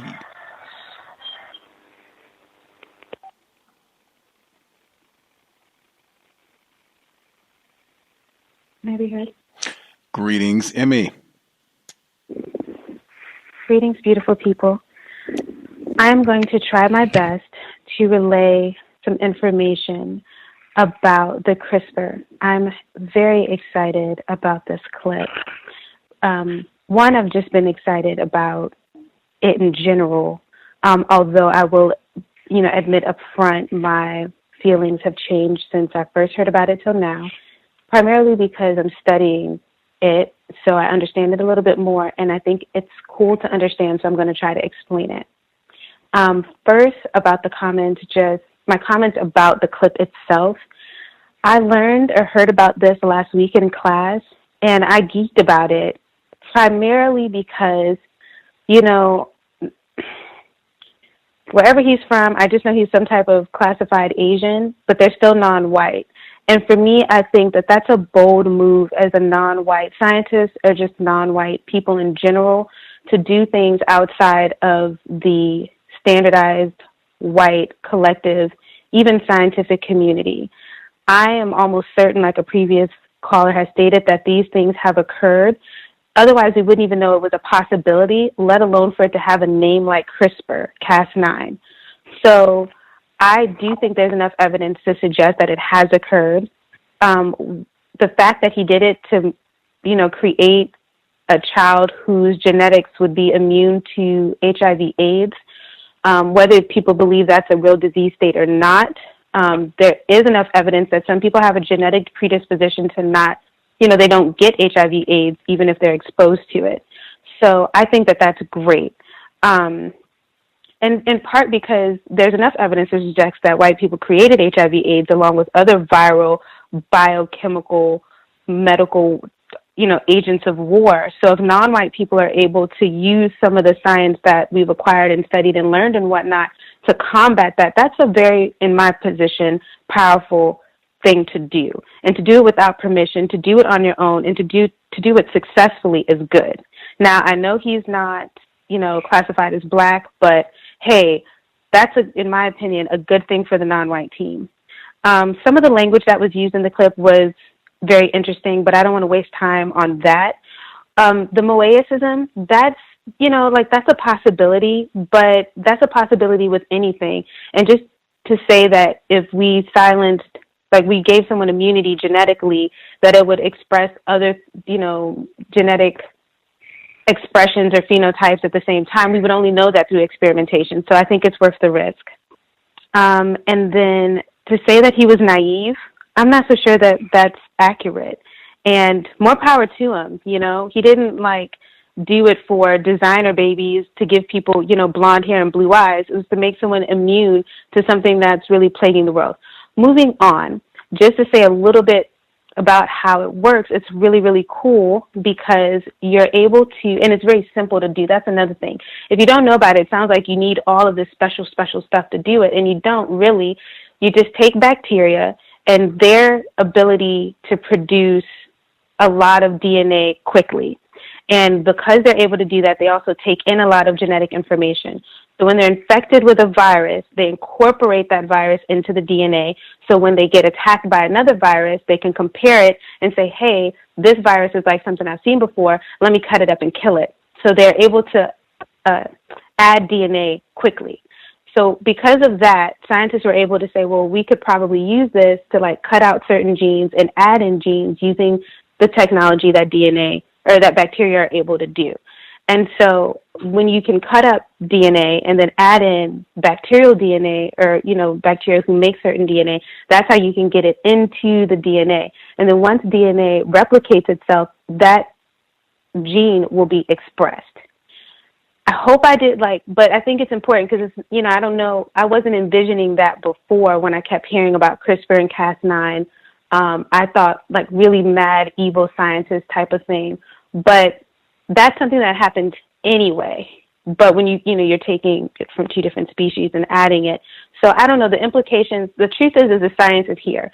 So I feel that I think that we're scientists and scientific minded. We've just been blocked out from these areas, from these specialties, and the more that we know, then we can use it. And so, yeah, I think I'll leave it there. If I figure out like some better way of explaining that, then maybe I'll try. But anywho, I'm excited about it. I did want to say this, in case there are other young people on the line. This has nothing to do with the CRISPR. Stay home if you can. I think this is in relation to, I think, the first clip or second clip. I can't remember which one, but like she's older, but she stays at home. She says something about if her boyfriend's cool with it, then she'll live at home too. That's pretty much how it is in most of the world. When you get out of the United States, like younger people, like stay home, through college, and they stay home until they get married. And it's beneficial for everyone, not just for like the young person, but it's beneficial for the family. Financially, it's beneficial. It's healthy psychologically, and it's smarter, because the quicker that you jump out there when you're younger, you're not really prepared, and it's easy to get caught up in a bunch of financial nonsense. And you spend more time trying to pay your bills than using your genius to do something else. So I know that not everybody has that situation. Things are different for everybody's home, but there's no shame in staying home, and most of the world stays home. And just, that's like a delusion here when in, the United States, where they're like, you got to hurry up and get out your house and do whatever. So if you're young and you're listening to it, I'll just say stay home. All right, I'm good. Thanks. Much obliged. Can I be heard? Much obliged, Emmy. Greetings, Mr. Steele. Howdy doody, everybody. It's Ken Steele. I'm reporting from Koreatown in Los Angeles. I wanted to say, first of all, thanks, Gus, for having this program. Great clips in the beginning. The story with the football player that is going around in the news, honestly, I remember my days in college, and one of my hobbies, I'm going to say it was a hobby, I made a regular practice of this, was kicking unruly kicks out of my apartment.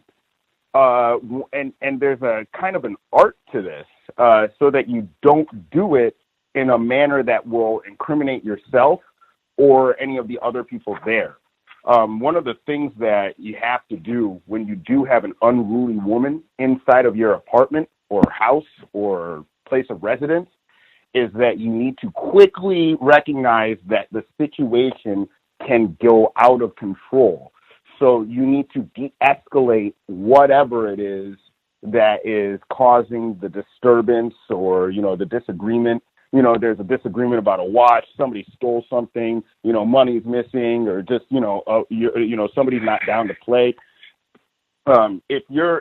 If any of these things should arise, one of the best ways to de-escalate the situation is saying, all right, you got to get out. And then they'll typically look at you and say, wait, excuse me, I have to leave? And then you say, out. And then they'll be like, what? And then it's out, out, out, out, out, out, out, and keep on repeating the word out, out, out, out, out, out, out, out, out, out, out, out. You don't need to start yelling. Just anytime they want to start saying something, you go out, out, out, and that usually coaxes them out of the door without any sort of physical intervention, And then another thing is, you do have to have a protocol, especially after this whole Me Too epidemic has arisen in our society. You have to have a protocol for, insurance for yourself. So either, setting up some sort of nanny cam in your apartment, setting up some sort of recording device whenever, a woman is in your apartment. This is just standard practice. Me personally, I use my phone anytime I go into a woman's home, anytime I'm interacting with a woman outside of a public business type setting. If I'm just, me and her or something like that, I'm recording. I don't care how tacky, I don't care how uncouth, I don't care how it may even be illegal in some areas to record. It might even straight up be illegal. However, I will take the misdemeanor for, unlawful recording over a bogus rape charge any day of the week. I would take that over the felony any day. So record. If this woman, if she really did, say all of those things and, she was hitting people and everything, if they had a recording of all of this, they would have been able to quickly pull out that recording and circumvent all of this nonsense that's being reported in the news about them. Have insurance. Guys, have insurance. There's another thing that related to this topic that's come up over the weekend. And I guess they're trying to put Me Too style accusations on Neil deGrasse Tyson, who is the black astrophysicist that I guess has made a name for himself on television. And they're saying that he made a pass at one of his colleagues and that he groped another one of his colleagues. One of the things that I noticed about these Me Too cases is that it's not the women who are the people who are pushing this and making these claims valid.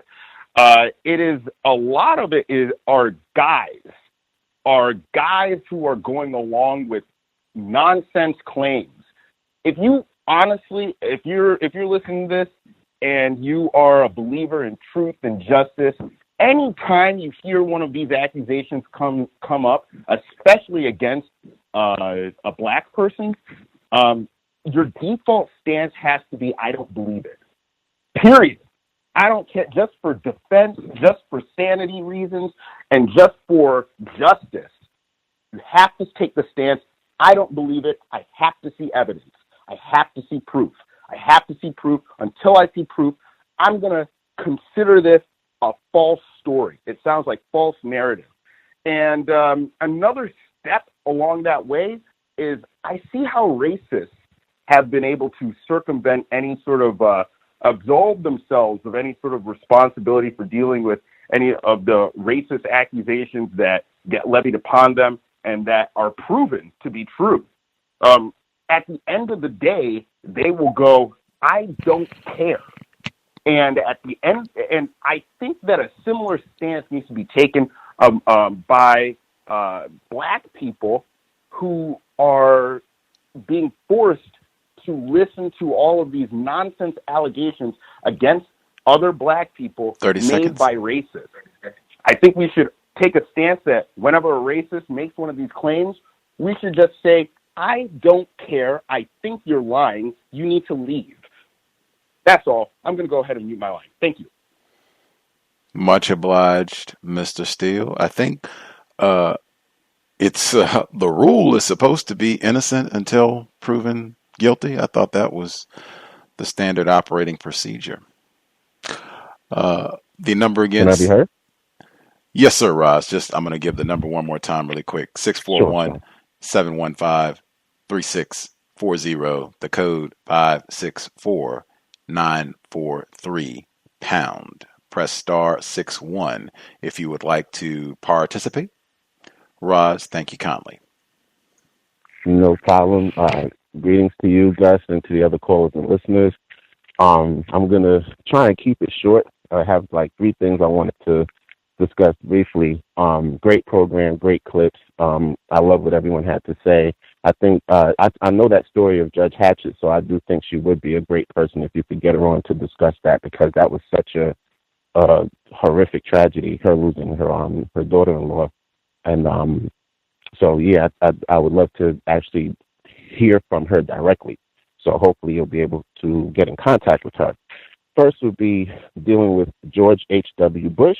I just want to read a little blurb from the back of a documentary I've had for a number of years now called Cocaine Country, and it's the story of Manuel Noriega. So it says, Noriega was the president of Panama who decided to be an informant for the CIA. George Bush, that's George H.W. Bush, was the chairman of the CIA at the time when Noriega flooded his country and the United States with tons of cocaine.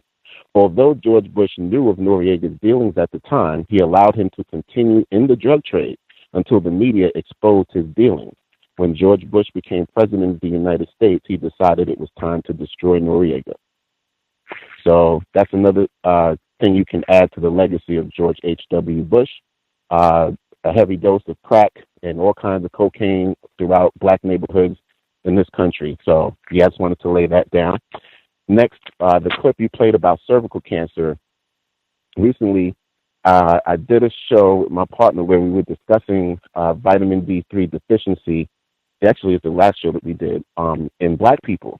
And there was a very brief video where a black doctor discussed the fact that basically all black people who do not live in Florida or along that parallel basically are all vitamin D deficient, and that vitamin D deficiency, vitamin D3 specifically, which is the vitamin that your body creates when your skin comes in contact with the sun, that black people in this country are severely vitamin D3 deficient.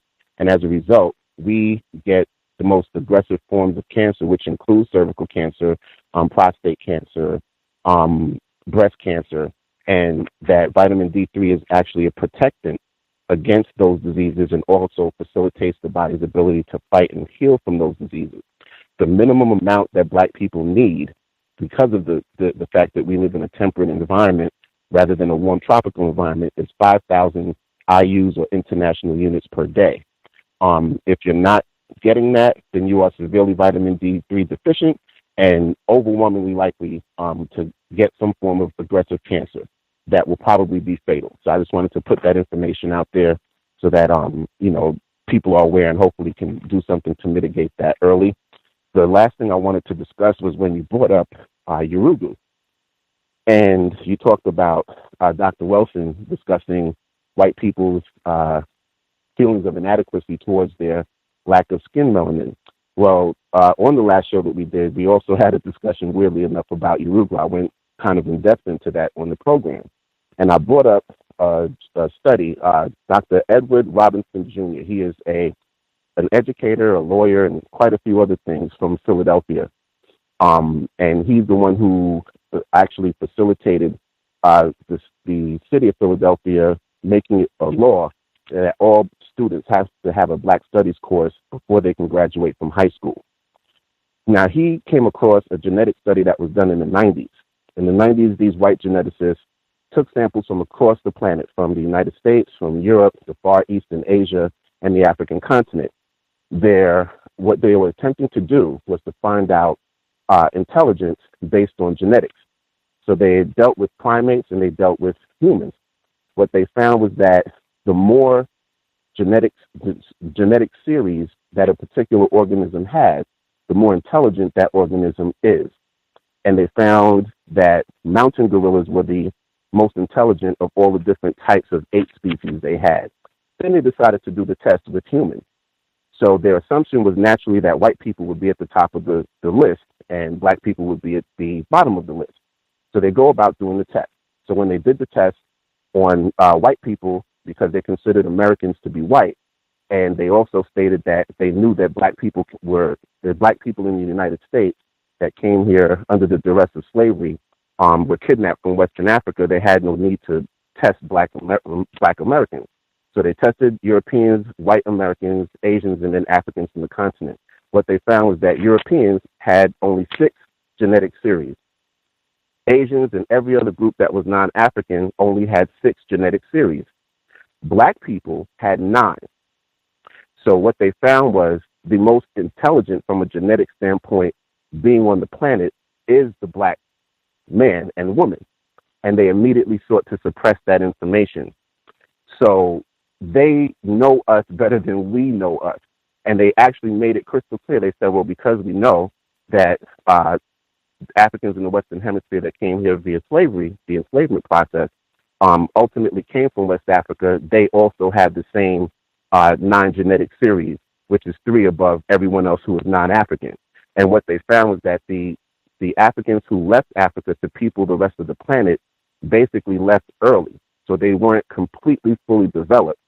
So they only had the 6 genetic series when they left to people the planet, and their descendants, other non-black people, basically received these genetics that did not complete development.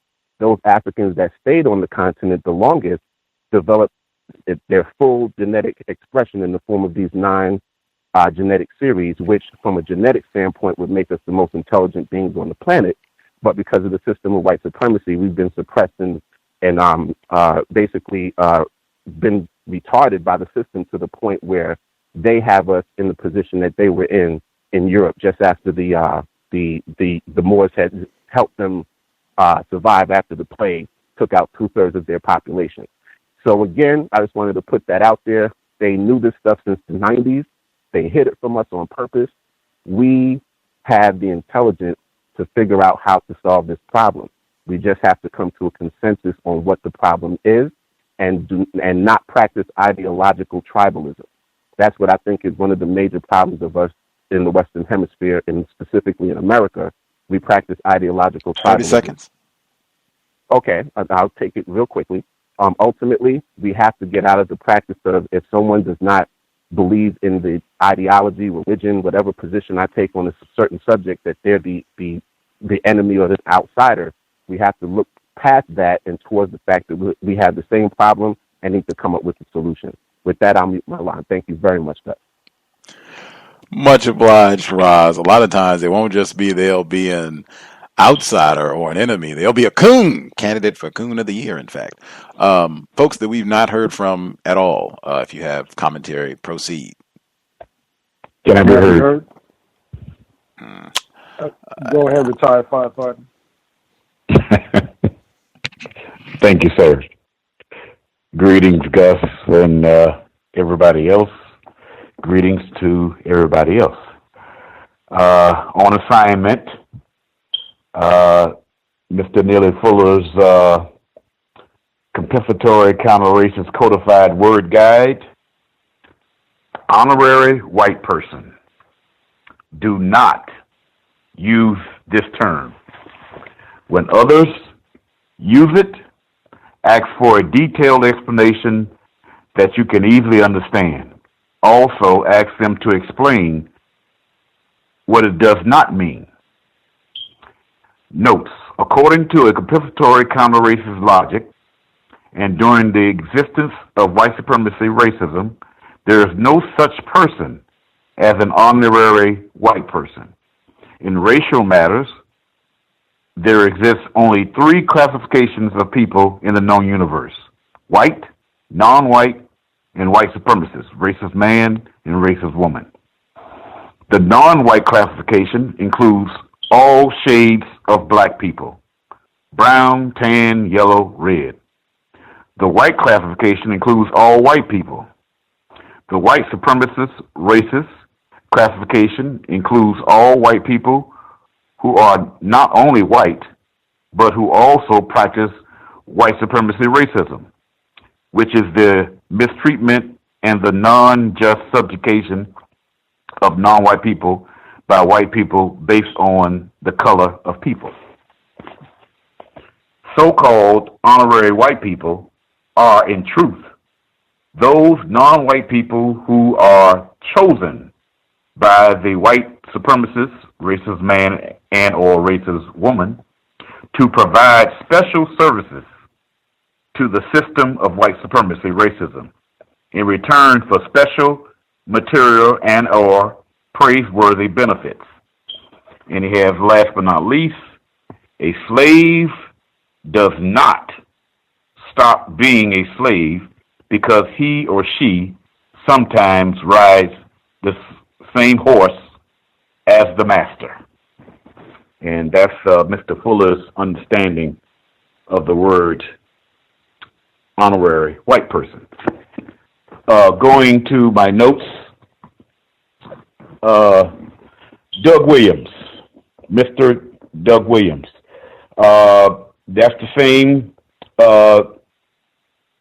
Mr. Williams who was the first black male to lead a National Football League team to a Super Bowl victory, to a Super Bowl, and also become victorious. He, outside of playing professional football, became a football coach on the collegiate level, and in turn, presently now he is a part of the administrative staff of the team that is called the Washington Redskins. I think he's in player personnel. He recently was asked something about a black male that the Washington Redskins just recently hired that was involved into a quote-unquote domestic violent act, allegedly with a female. And he made the comment, small potatoes. as far as that's concerned. That was just recently in the news. Basically, I think the small potatoes comment was he was somehow equating what took place with this particular hiree was small in capacity to incidents primarily that were initiated by white males in the recent times. I would just say VGQ to it. I probably would have taken another position myself personally by putting the responsibility of hiring anybody where it is due with the owners and the people who have a more powerful position with the team that's called the Washington Redskins than I do within the department that's called player personnel. Moving on.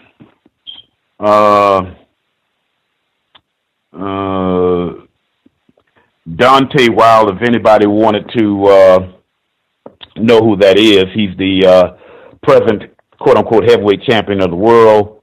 And I thought one of his recent comments was interesting, basically on the subject of whether or not black people, quote-unquote, love each other. I think Gus plays a remnant of him having a conversation with Mr. Fuller that has a similar insight that Mr. Wilder was expressing just recently. All you have to do is put in the search engine on YouTube Dante Wilder, and you would get in full content on what he was talking about as far as black people do not love one another. I noticed, I don't know if anybody else has been noticing, during this so-called holiday season, the excelled number of black people who are in commercials. The only way I can factor it in is because white people who are the experts in a lot of fields understands that during this time of year, percentage-wise, that non-white people who are racially classified as black probably spend the most money during this time of year, as far as I think it's called consumers during this time of year. So basically, I guess, you know, from that standpoint, they have that push with us on television and commercials a lot. And that'll be it. Thank you. I had a lot more, but that's it. Thank you. Much obliged, retired firefighter. Let's see, the caller 9029. Thank you for yielding. Did you want to share, sir? Yes, sir. Greetings to the callers, greetings to the listeners, and peace, Gus. Thank you again for the platform. Retired firefighter, got to the information before I did. Peace and blessings on that. But to jump into this, I really want to get into quick is the athlete, unfortunately, that is now suspended and fired. I wish the best for him. Hopefully everything pans out right. I was an athlete myself in college, and we had an incident where one of my teammates, I wasn't there at the time, he explained the story where he was at a diner late at night after being out, and another person approached him and asked him, "Can you assist me real quick? My friend is having a problem."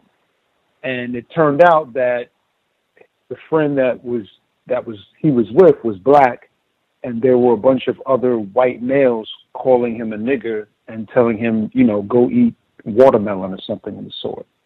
So my teammate at the time, big guy, 6'6", just walked over, and he tried his best to kind of deal with the situation without using his hands, but unfortunately it did turn into that. He ended up, police were called he was arrested and brought in, and he was detained for some time. But during the time that he was detained, there was another black male in prison in the cell with him, who had another incident, who had been with a white woman, also an athlete, and this was in a state that's predominantly white, by the way. Also an athlete, and he basically did not want to be with her anymore, said it's off. And my teammate told me that the girl went back to the state trooper and reported that he had raped her. And here he was in the cell with him, and they're both sitting down having this conversation. So when I hear something like this happening to this gentleman, it makes me cringe, because you can only imagine how many other times this happens without us even hearing about it. This is a quote-unquote so-called famous non-black male. Imagine about the other ones that are not even on his level that this happens to on such a regular basis, henceforth making, again, white women some of the most dangerous, if not the most dangerous, race soldier of them all. But I would like to say this, and this will probably close it, is that as something positive, as I recently, I still do my yoga. I tip my hat to you, Gus, and as well my girlfriend. She was really instrumental in pushing me in that direction, and it balances me out along with the other physical activities that I do. And the other physical activity I do is I still play basketball. And after I finish playing, my knees don't hurt. My shoulder doesn't hurt. I'm not limping around after I finish playing. And one of the other things that I will say that's another positive is that this tournament that I play in Brooklyn here, it's a lot of non-white males, mainly predominantly black. There may be 2 so-called Hispanic men there, but no fights, no fussing, no arguing, no fist throwing, just a clear enjoyment, and everybody there just to compete and to have a couple of jokes and have a good time.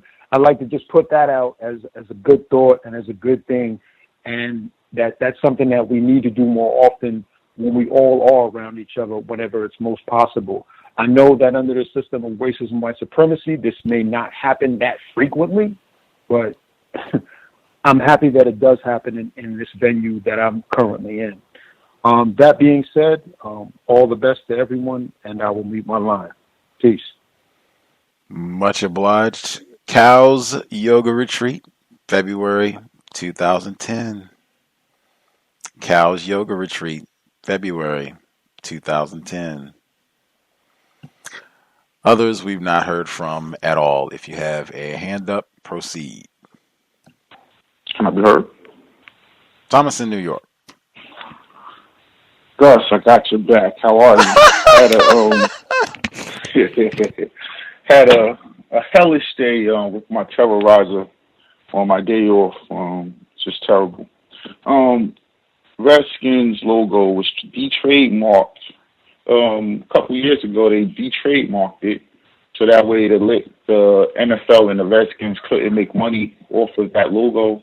In January, a judge ruled that had to be taken away, and Nike just enhanced their logo on the new jerseys that they made for them. So it's there to stay. Rest in piss to the racist white supremacist George Herbert Walker Bush. I call him Bush 1. Son of a Nazi, Prescott Bush, named after his mother's father, Nazi George Herbert Walker Bush, and all that can be confirmed. Yeah. Union Bank was seized under the Trading with the Enemies Act for funding Hitler. Prescott went on to become a senator after that, however. Herbert Walker went on to run the bank with the largest amount of assets on Wall Street, called Brown Brother Harriman. These are the most powerful white people and amongst the most richest. And as the highest office of the land, he ordered the DEA to illegally entrapped a 19-year-old named Keith Jackson in a park a few blocks away from the White House, so he could use it as a anti-crime campaign or anti-drug campaign. This brother did 10 years in jail for that PR stunt. And let's not forget Willie Horton. And they talk about Trump. Should have been calling presidents racist on the news. In Minneapolis, they put up a Christmas tree in the precinct, decorated it with Newport cigarettes, Steel Reserve malt liquor bottles, police tape, a bag of tiki hot, fries, and Louisiana pot pie kitchen chicken boxes and things like that. So they suspended some cops. They don't got Redskins in Minnesota, Gus. They got Vikings. I was watching a Dr. Khalid Muhammad interview. I don't know how this popped up on my YouTube feed, but it's said Dr. Khalid Muhammad and Sean Hannity. So I said, oh, man. So I didn't even know Hannity was around back then, but this was in, like, Huntsville. I think it was Alabama. And, of course, Hannity was antagonizing him, and he called him a devil. Now, Hannity made, it's a point to this, Gus. Hannity made references several times to his huge black bodyguards, and how, even commented one time how disciplined they are. So during the break, when they came back, Dr. Khalid Muhammad commented that a white man walked into the studio during this interview, said, I just wanted to look into the eyes of the black man on the radio that I hear talking what he's saying. And then he walked out. He had his gun with him, of course. Walked right through all his big black Fruit of Islam bodyguards. I don't think white people are afraid of black people. The federal government refused to fund states that have private segregation with public money, with white public schools, of course. But what got me was they said that the schools were started being funded by the Northerners. They even were taking up collection plates at churches. I could just see that. When I grew up, they called it the depleted ozone layer. And today they call it global warming. What was called eugenics is today called the Human Genome Project. Eugenics means good genes, good origins, good birth, etc. Good means white, as we know. Same funders that funded the perfection of eugenics here in the U.S., so perfect that Hitler copied it. They went through the works of funding Charles P. Davenport. They created what's known as science. He's known for what's created what's known as scientific racism. However, the same people funded him: the Carnegie Institution, the Rockefeller Foundation, the Harriman Family Trust. That's the Bush family. The Kellogg Race Betterment Foundation, and the founder of the Human Genome Project is a student of his, Mr. Watson. That's all I really wanted to say. The last thing, I saw a lot of people writing reports like the Andaman Islanders who killed this white person who was going there to try to missionize them. And they're making it seem like if white people really didn't want to get on the island, they couldn't. I just think it sounds crazy. I mute my line. Thank you, Gus. Much obliged, Thomas in New York. Incidentally, I think Princess asked about this last week. I am not certain that the individual who went on the island and is reportedly dead, was maybe killed, I'm not sure that that was someone classified as white. I looked at his name and I looked at some photographs. That might be a non-white person. I'm not sure. Definitely not classified as black, I don't think. Others we've not heard from at all. If you have commentary, line should be open. Proceed.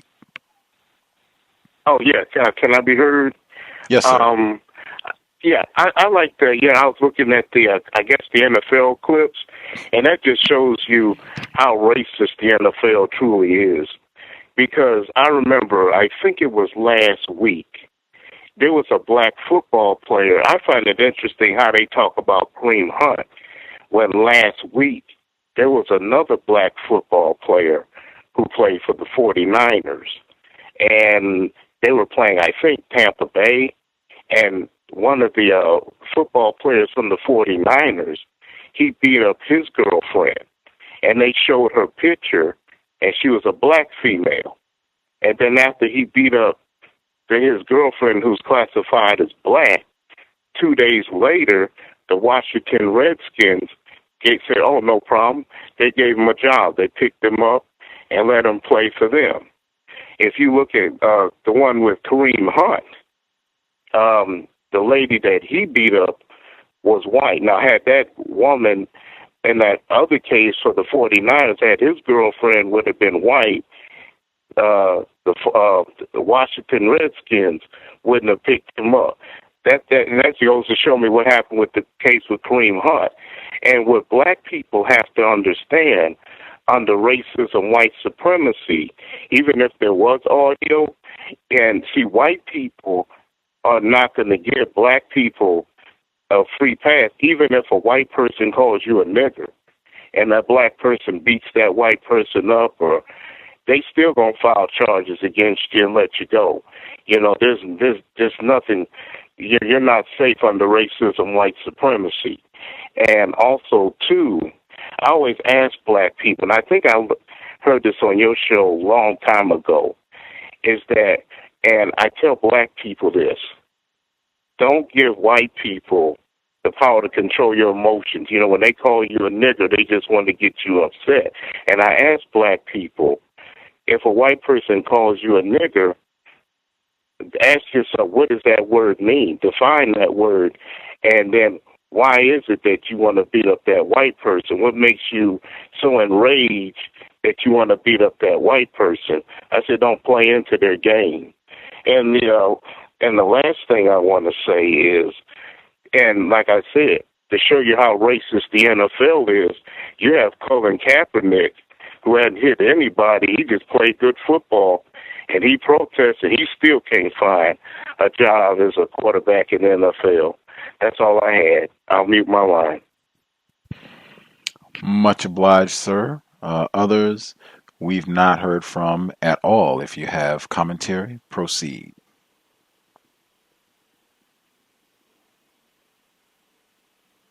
May I be heard? Yes, ma'am. Hi, everyone. This is Miss T.N. In the clip, they were discussing about President Trump, how he said that he was slowing down the melting pot. Me and my daughter, we had a discussion about the melting pot. And, you know, when something melts together, you think that it's blended together and you can't determine the origin of what it originally was. And we were discussing that. And we said that the melting pot is for when white people move to America, they're considered white, and everybody else is considered African American, Asian or American, or whatever area they allege that person came from. And also in the clips, it talks about the young kids staying at home. Like I said, my daughter, she's in college. She's staying at home with us right now.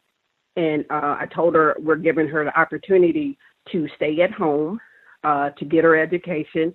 To work is an option, so she has the choice to work or not to work. And I told her she needs to go out, you know, when she's on breaks like summer or wherever these little breaks they have, to get a job, because she needs to get the experience of dealing with people and coping and learning how to deal with people, because when she gets out in the real world, she's going to have to learn how to deal with people. And the same people that she deals with at these jobs that she may get during summer or whenever are going to be the same people she's going to be dealing with when she gets out there and get a real job. And also, it's the season for the holidays, and we're having a holiday party at work this coming Thursday. And the owner of the company said that that hopefully the party is going to be a lot of fun. And when I think of that word fun, I think of Neely Fuller definition of the reason why white people practice racism, white supremacy, is for fun, glory, and materialistic gain. Thank you. Absolutely. Much obliged, Miss TN. Is there going to be alcohol at the party? Do you know, at the shindig? Do you know? Well, I just started this job, so this is going to be my first party with them, so I'm not sure, but given the fact that they're white, most likely. Sobriety would be best under conditions of white terrorism, especially at the office shindigs. Other folks that we have missed completely, if you have a hand up, proceed.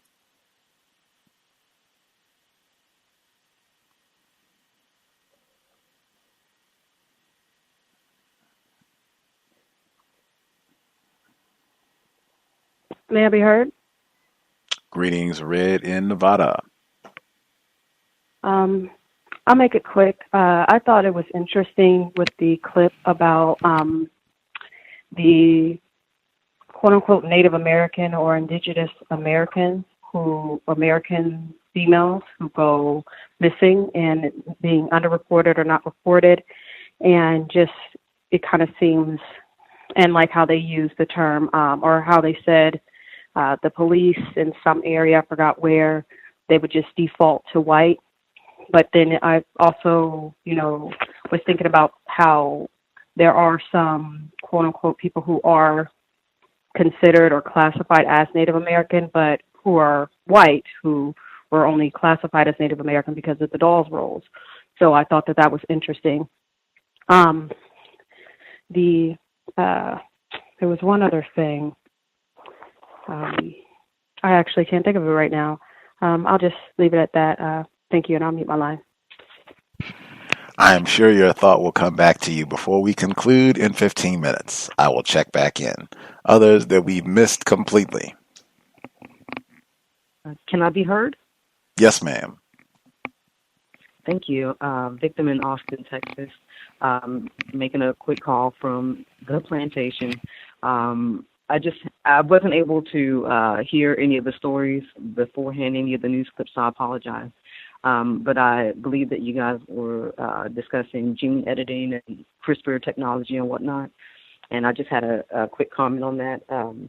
I believe that that this will probably not end well for non-whites, even though apparently it was a non-white male who had managed to successfully edit, some embryos or whatnot and create these children without some kinds of defects.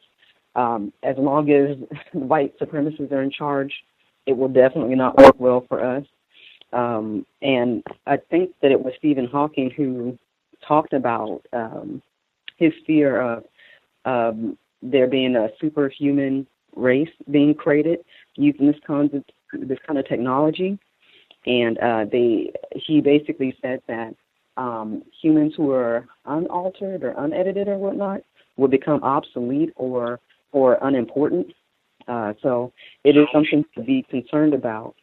And I think that's all that I had on that. But finally, regarding the yoga retreat, can you confirm the location and the dates that will occur? And that's all I have for you, Gus, and listeners. Thank you. The details will be forthcoming, I know for certain. February, I was looking at 2 dates. I know it definitely will not be on the actual day of our anniversary, which is the 21st, because that's kind of in the middle of the week, and I don't think that would be best for anybody's schedule. But yes, all of that will be confirmed within the next few days or so. I'll be able to share. And but we will be doing the yoga retreat February 2010. Yoga is grand. Others that we missed completely. We've not heard from you at all, and you have a hand up. Proceed. Can I be heard? I Yep. thought of the. There it is. I knew it. I knew it. I know I've.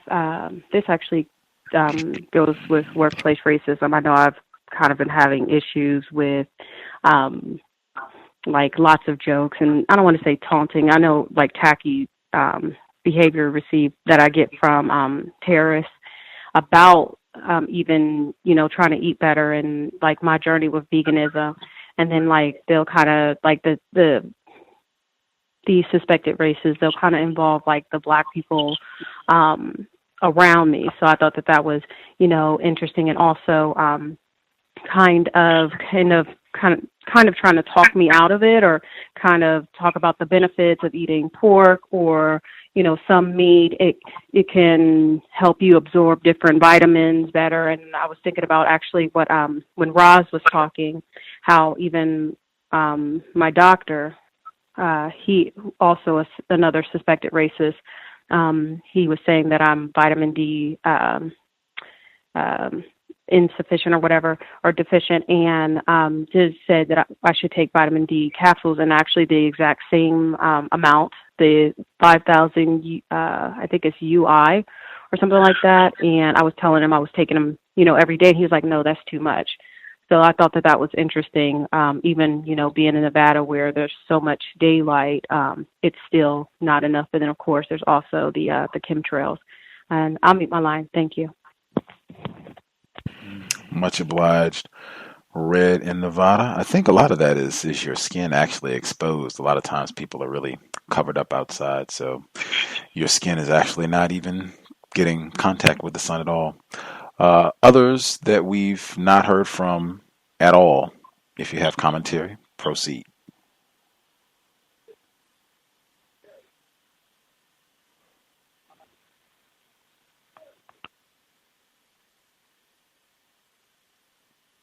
Do we nab everybody? Anybody that we missed completely?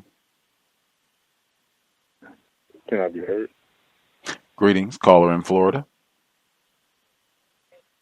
Thank you very much, sir. Greetings to Gus, the host, the listeners and callers.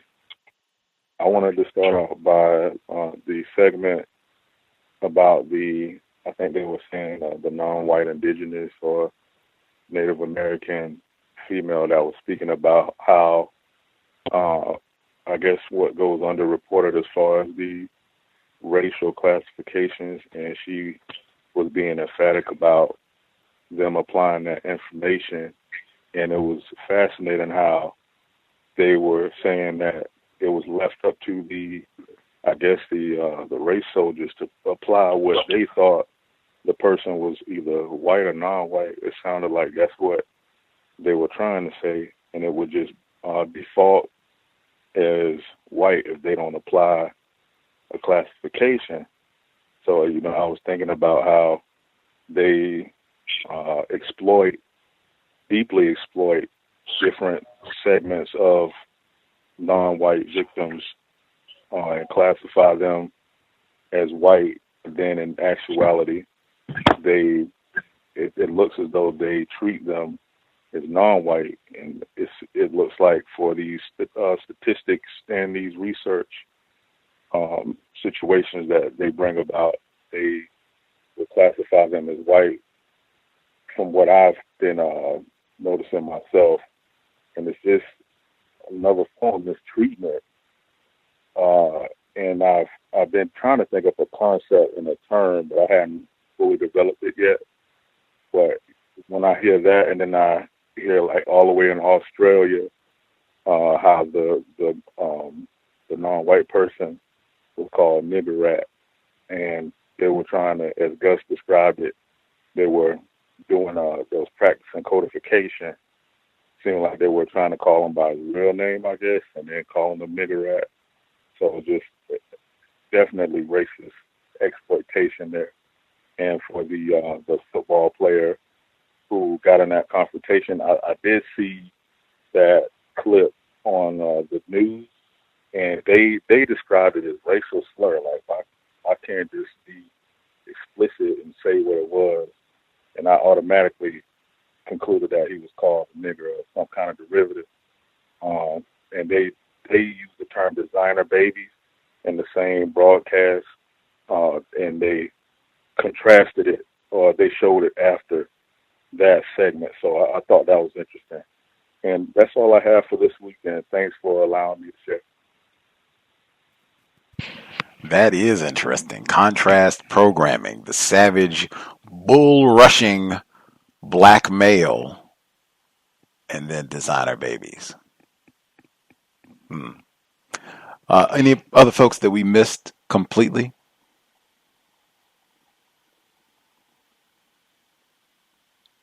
We got everyone. Spectacular. Let's see.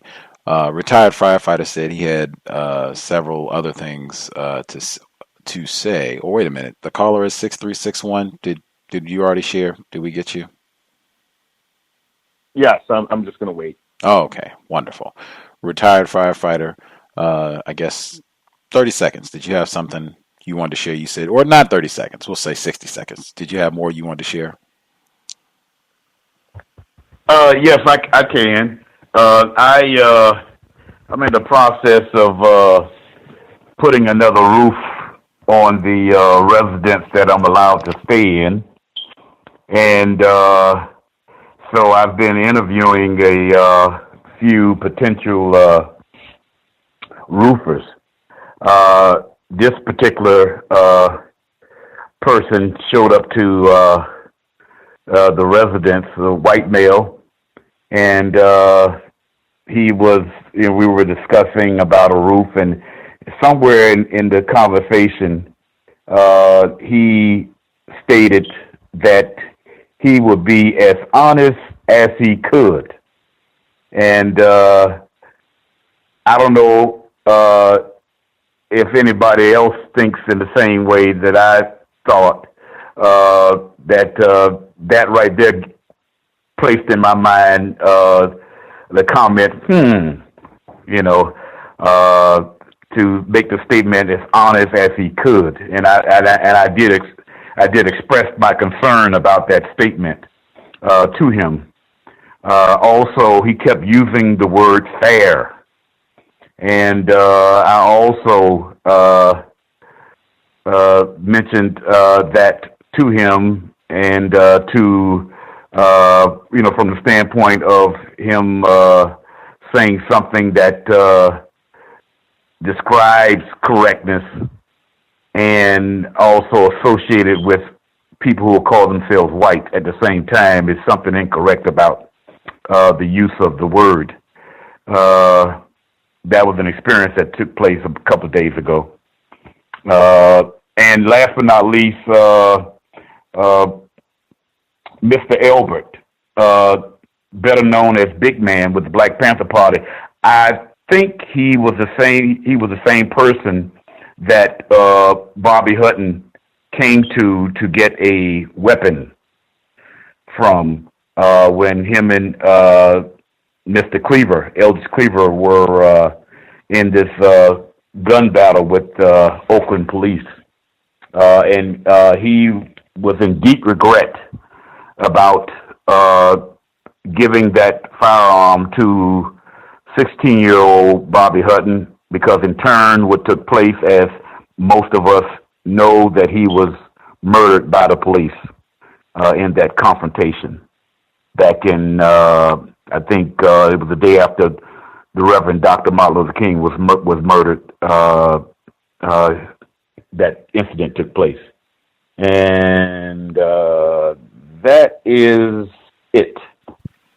Thank you, Gus, for allowing me to voice again. Thank you. Indeed. 30 seconds. Anybody have a final comment they can share in 30 seconds or less? Hey, can I? This is No, go ahead. This is Ken Steele. I just wanted to say, hit me up if you want a link to the fight. I got it in stunning HD. Thanks.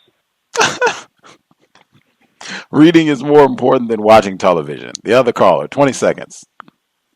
Hey, how you doing? I just wanted to add too. I got a chance to, while I was listening to you guys, I looked at the video, and the football player, when he put the white woman out the room, it just made me, and how she was consistent on entering the room. It just made me think of the man knot, and how black men turning down white women advances to be a situation of life or death. That was just interesting. That's all. Just referring to the man knot.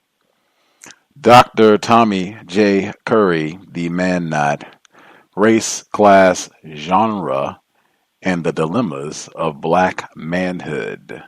That is this Thursday, 8 p.m. Eastern, 5 p.m. Pacific. We are looking forward to it. And Willie Horton to get the update to include George H.W. in our commentary on the man knot. Willie Horton. Woo, that will do it for this broadcast. I hope it was a constructive investment of your Saturday evening. Much obliged to all of the folks who participated. Thanks so much for your commentary, counter-racist views. You can drop an email if you have questions, gripes, guest suggestions, details about the Cows Yoga Retreat, untiljustice@gmail.com.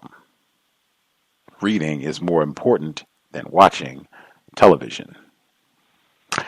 With that, sobriety would be best under conditions of white terrorism, especially if you find yourself at an office party. Oh man, extra sober. You are drinking bottled water. That's about the strongest drink that you are going to have in your hand for the 30 minutes that you are present. But sobriety would be best under conditions of white supremacy. When we are in a vehicle, sober and buckled up, driver or passenger, let's do all we can to minimize contact with race soldiers, badge or no. That's it. Creator, we ask that you help us remain patient with other black people, victims of white supremacy. We ask that you help us remain patient with ourselves. Remind us to demonstrate the highest levels of black self-respect at all times, in all places, each and every time we are in contact with another black person. It has been time. Replace white supremacy with justice immediately. Cal signing out. Thanks all for tuning in. Nigga, you so brainwashed. I'm a victim, brother. Problem. You're a victim. Yeah.